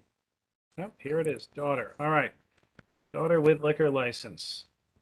Adam Kita, Brian Studoff. Even the way he spelled it. There you go. Daughter Food Group LLC, restaurant bar, wine, beer, cider. 4 tables with 11 seats. Maximum patron capacity 12. The hours match. The outdoor service is not mentioned in the application, which is fine. Cafe speakers. Cafe with 2 speakers of 110 volts. 3 service employees willing to participate in the local hire, 1 residence to the side, and Julia's going to file the rest of those documents in. Right. So your application actually does not address, and this is fine, does not address the sidewalk cafe issue. So I encourage you to go find some proof positive one way or another, and then come back to us for a method of operations change, right? So we will vote on Mr. Ellis's motion, which is now, I think, just been reduced to a full motion to support, because we've got the receipt of the, oh, and you've got posting, Julia? You've got proof of outdoor posting? Yes, those are in the Dropbox link right now as well. Yes. Okay. So I think, James, correct me if I'm wrong, but your motion is now just to support without any outdoor space even. Is that correct? That appears to be the case. So I'm making sure, since it's not listed on their application, we're supporting the application as presented, which doesn't include any outdoor service area or the right to serve alcohol in this outdoor service area at this time until they come back for a motion or for a method of operations change. Could I just ask that we be able to amend that application to reflect that we would like outdoor space as well? I think it would just be easier to. To that point, that would revert back to my other issue, which is proof of property lot line, that you can validate that you're putting that space within your property lot line, or a application to the Open Streets program has been pursued. Okay. We're amenable to that. So you want to look, you have two choices. One, we can vote on you up or down for just the inside right now. Or two, you can muddy the waters with this contingency. And we're going to vote on you up or down on the inside, but also take into fact that maybe you can and maybe you can't. If you do the first choice, you can come back next month, the month after. It's no cost to you, except Mr. James's time, to amend the application. So you tell us whether you want us to vote with a contingency or just a straight up and down on your meat and potatoes, on your inside application. Well, I'm going to recommend that we do it with the contingency because we can address it quite easily. All right. So just to be clear, you want to have 3 outdoor tables, right? How many seats? 8 seats. 8 seats at 3 tables. Correct. And you want to have what hours of service? The same hours of service. Closing at midnight on Saturdays and Sundays, 11 Mondays through Wednesdays, and midnight again Thursdays and Fridays. Correct.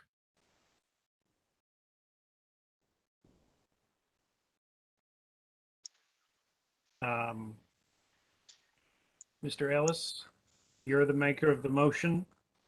Are those prongs acceptable to you? Sure, but maybe just for clarity, are you going to be pursuing the lot line verification or the Open Streets application? Both. I thought the motion was to pursue either or. So Well, so it depends on the terms of your property lot line. If you have that space available as part of your lot, that doesn't mean that it means it's private property and you can activate it as you wish, depending on how you're going to serve in it. But if it's not a part of your private property and you're looking to access public space, which would be sidewalk space, then you would either need to file for a sidewalk cafe, which the new rules are being made, or you file for the Open Streets program that it gives you a granted waiver to use that space in the interim until the new rules are made. Right. So what? Yeah, honestly, if I'm not mistaken, I believe Is the first 2 squares of the sidewalk are part of the property line. I think the sidewalk is 5, like those square sections. It's like I think it's 4 or 5 wide, and I believe our lot line is 2, but we would have to look into it. Yeah, I think that's the point of my motion is that you have to confirm that. Otherwise, you have to apply for that space.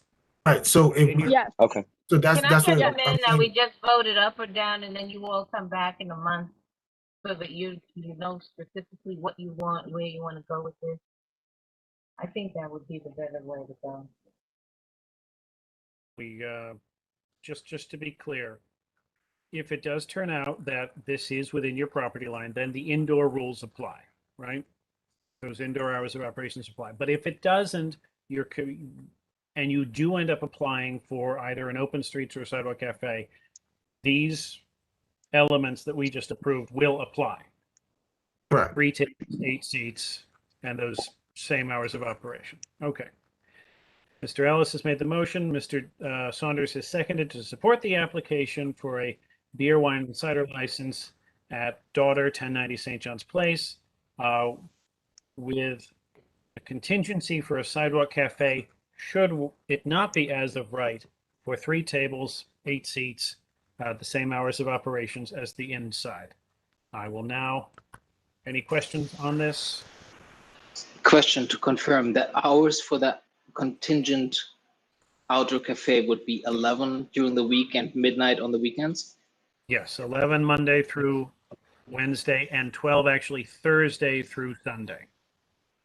A question for the applicant, would be amenable to shortening these by an hour? Because we generally try to keep it to 10 on the weeknights and 11 on the weekend. Can I respond before you guys say anything? I understand that, but this is a commercial. It is a commercial strip with no residents upstairs, so and no amplified sound outside either. I just want to take that, make note of that. So if you could take that into consideration with these hours and where they're located, that would be very much appreciated. Your center across the street. Yeah, but the senior center closes at 6 o'clock. All right, thank you, Mr. Hart. Thank you, Mr. James. Mr. Ellis, does that change your motion at all? No. Okay, I will call the roll. Gail Branch Mohammed. Yes. Thank you. Janet Collins. No. Thank you. James Ellis. Yes. Thank you. Tamika Gibbs. Yes. Thank you. Oliver Hart. No. Thank you. Alicia Nocenzo. Fior Ortiz Joyner. Yes. Thank you. Celine Rosado. Yes. Thank you. Brian Saunders. Yes. Thank you. Mark Thurton. Yes. Thank you. Yrsa Weatherspoon.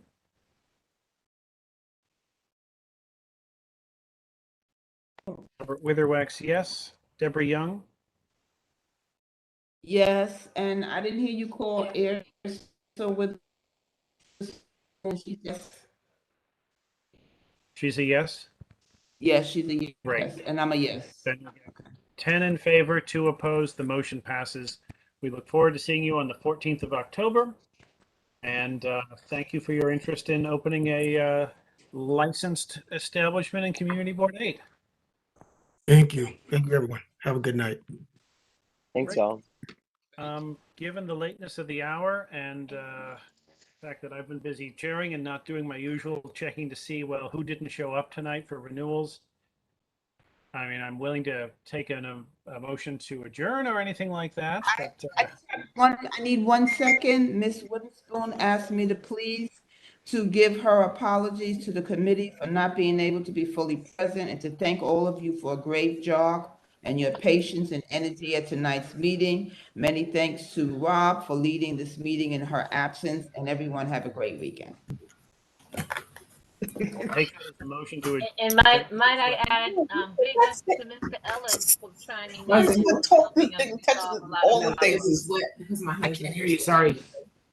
Hold No, on. I was saying big ups to Mr. Ellis for chiming in and helping us with a lot of details. Yes. Thank you, My Mr. pleasure. Ellis, Thank you. for not going away.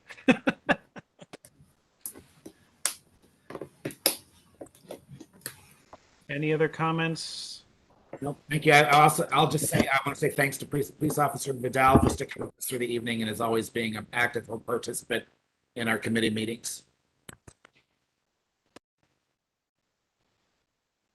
Great. Thank you, everybody. I'll entertain a motion. Thanks to thank James as well for her. There you go. James. Can I make a thank- motion? Yes, please. Can I make a motion to adjourn this meeting at 9:33? Second. So moved. Thank you. All in favor. Good night. Good night. Good night, everybody. Thank you.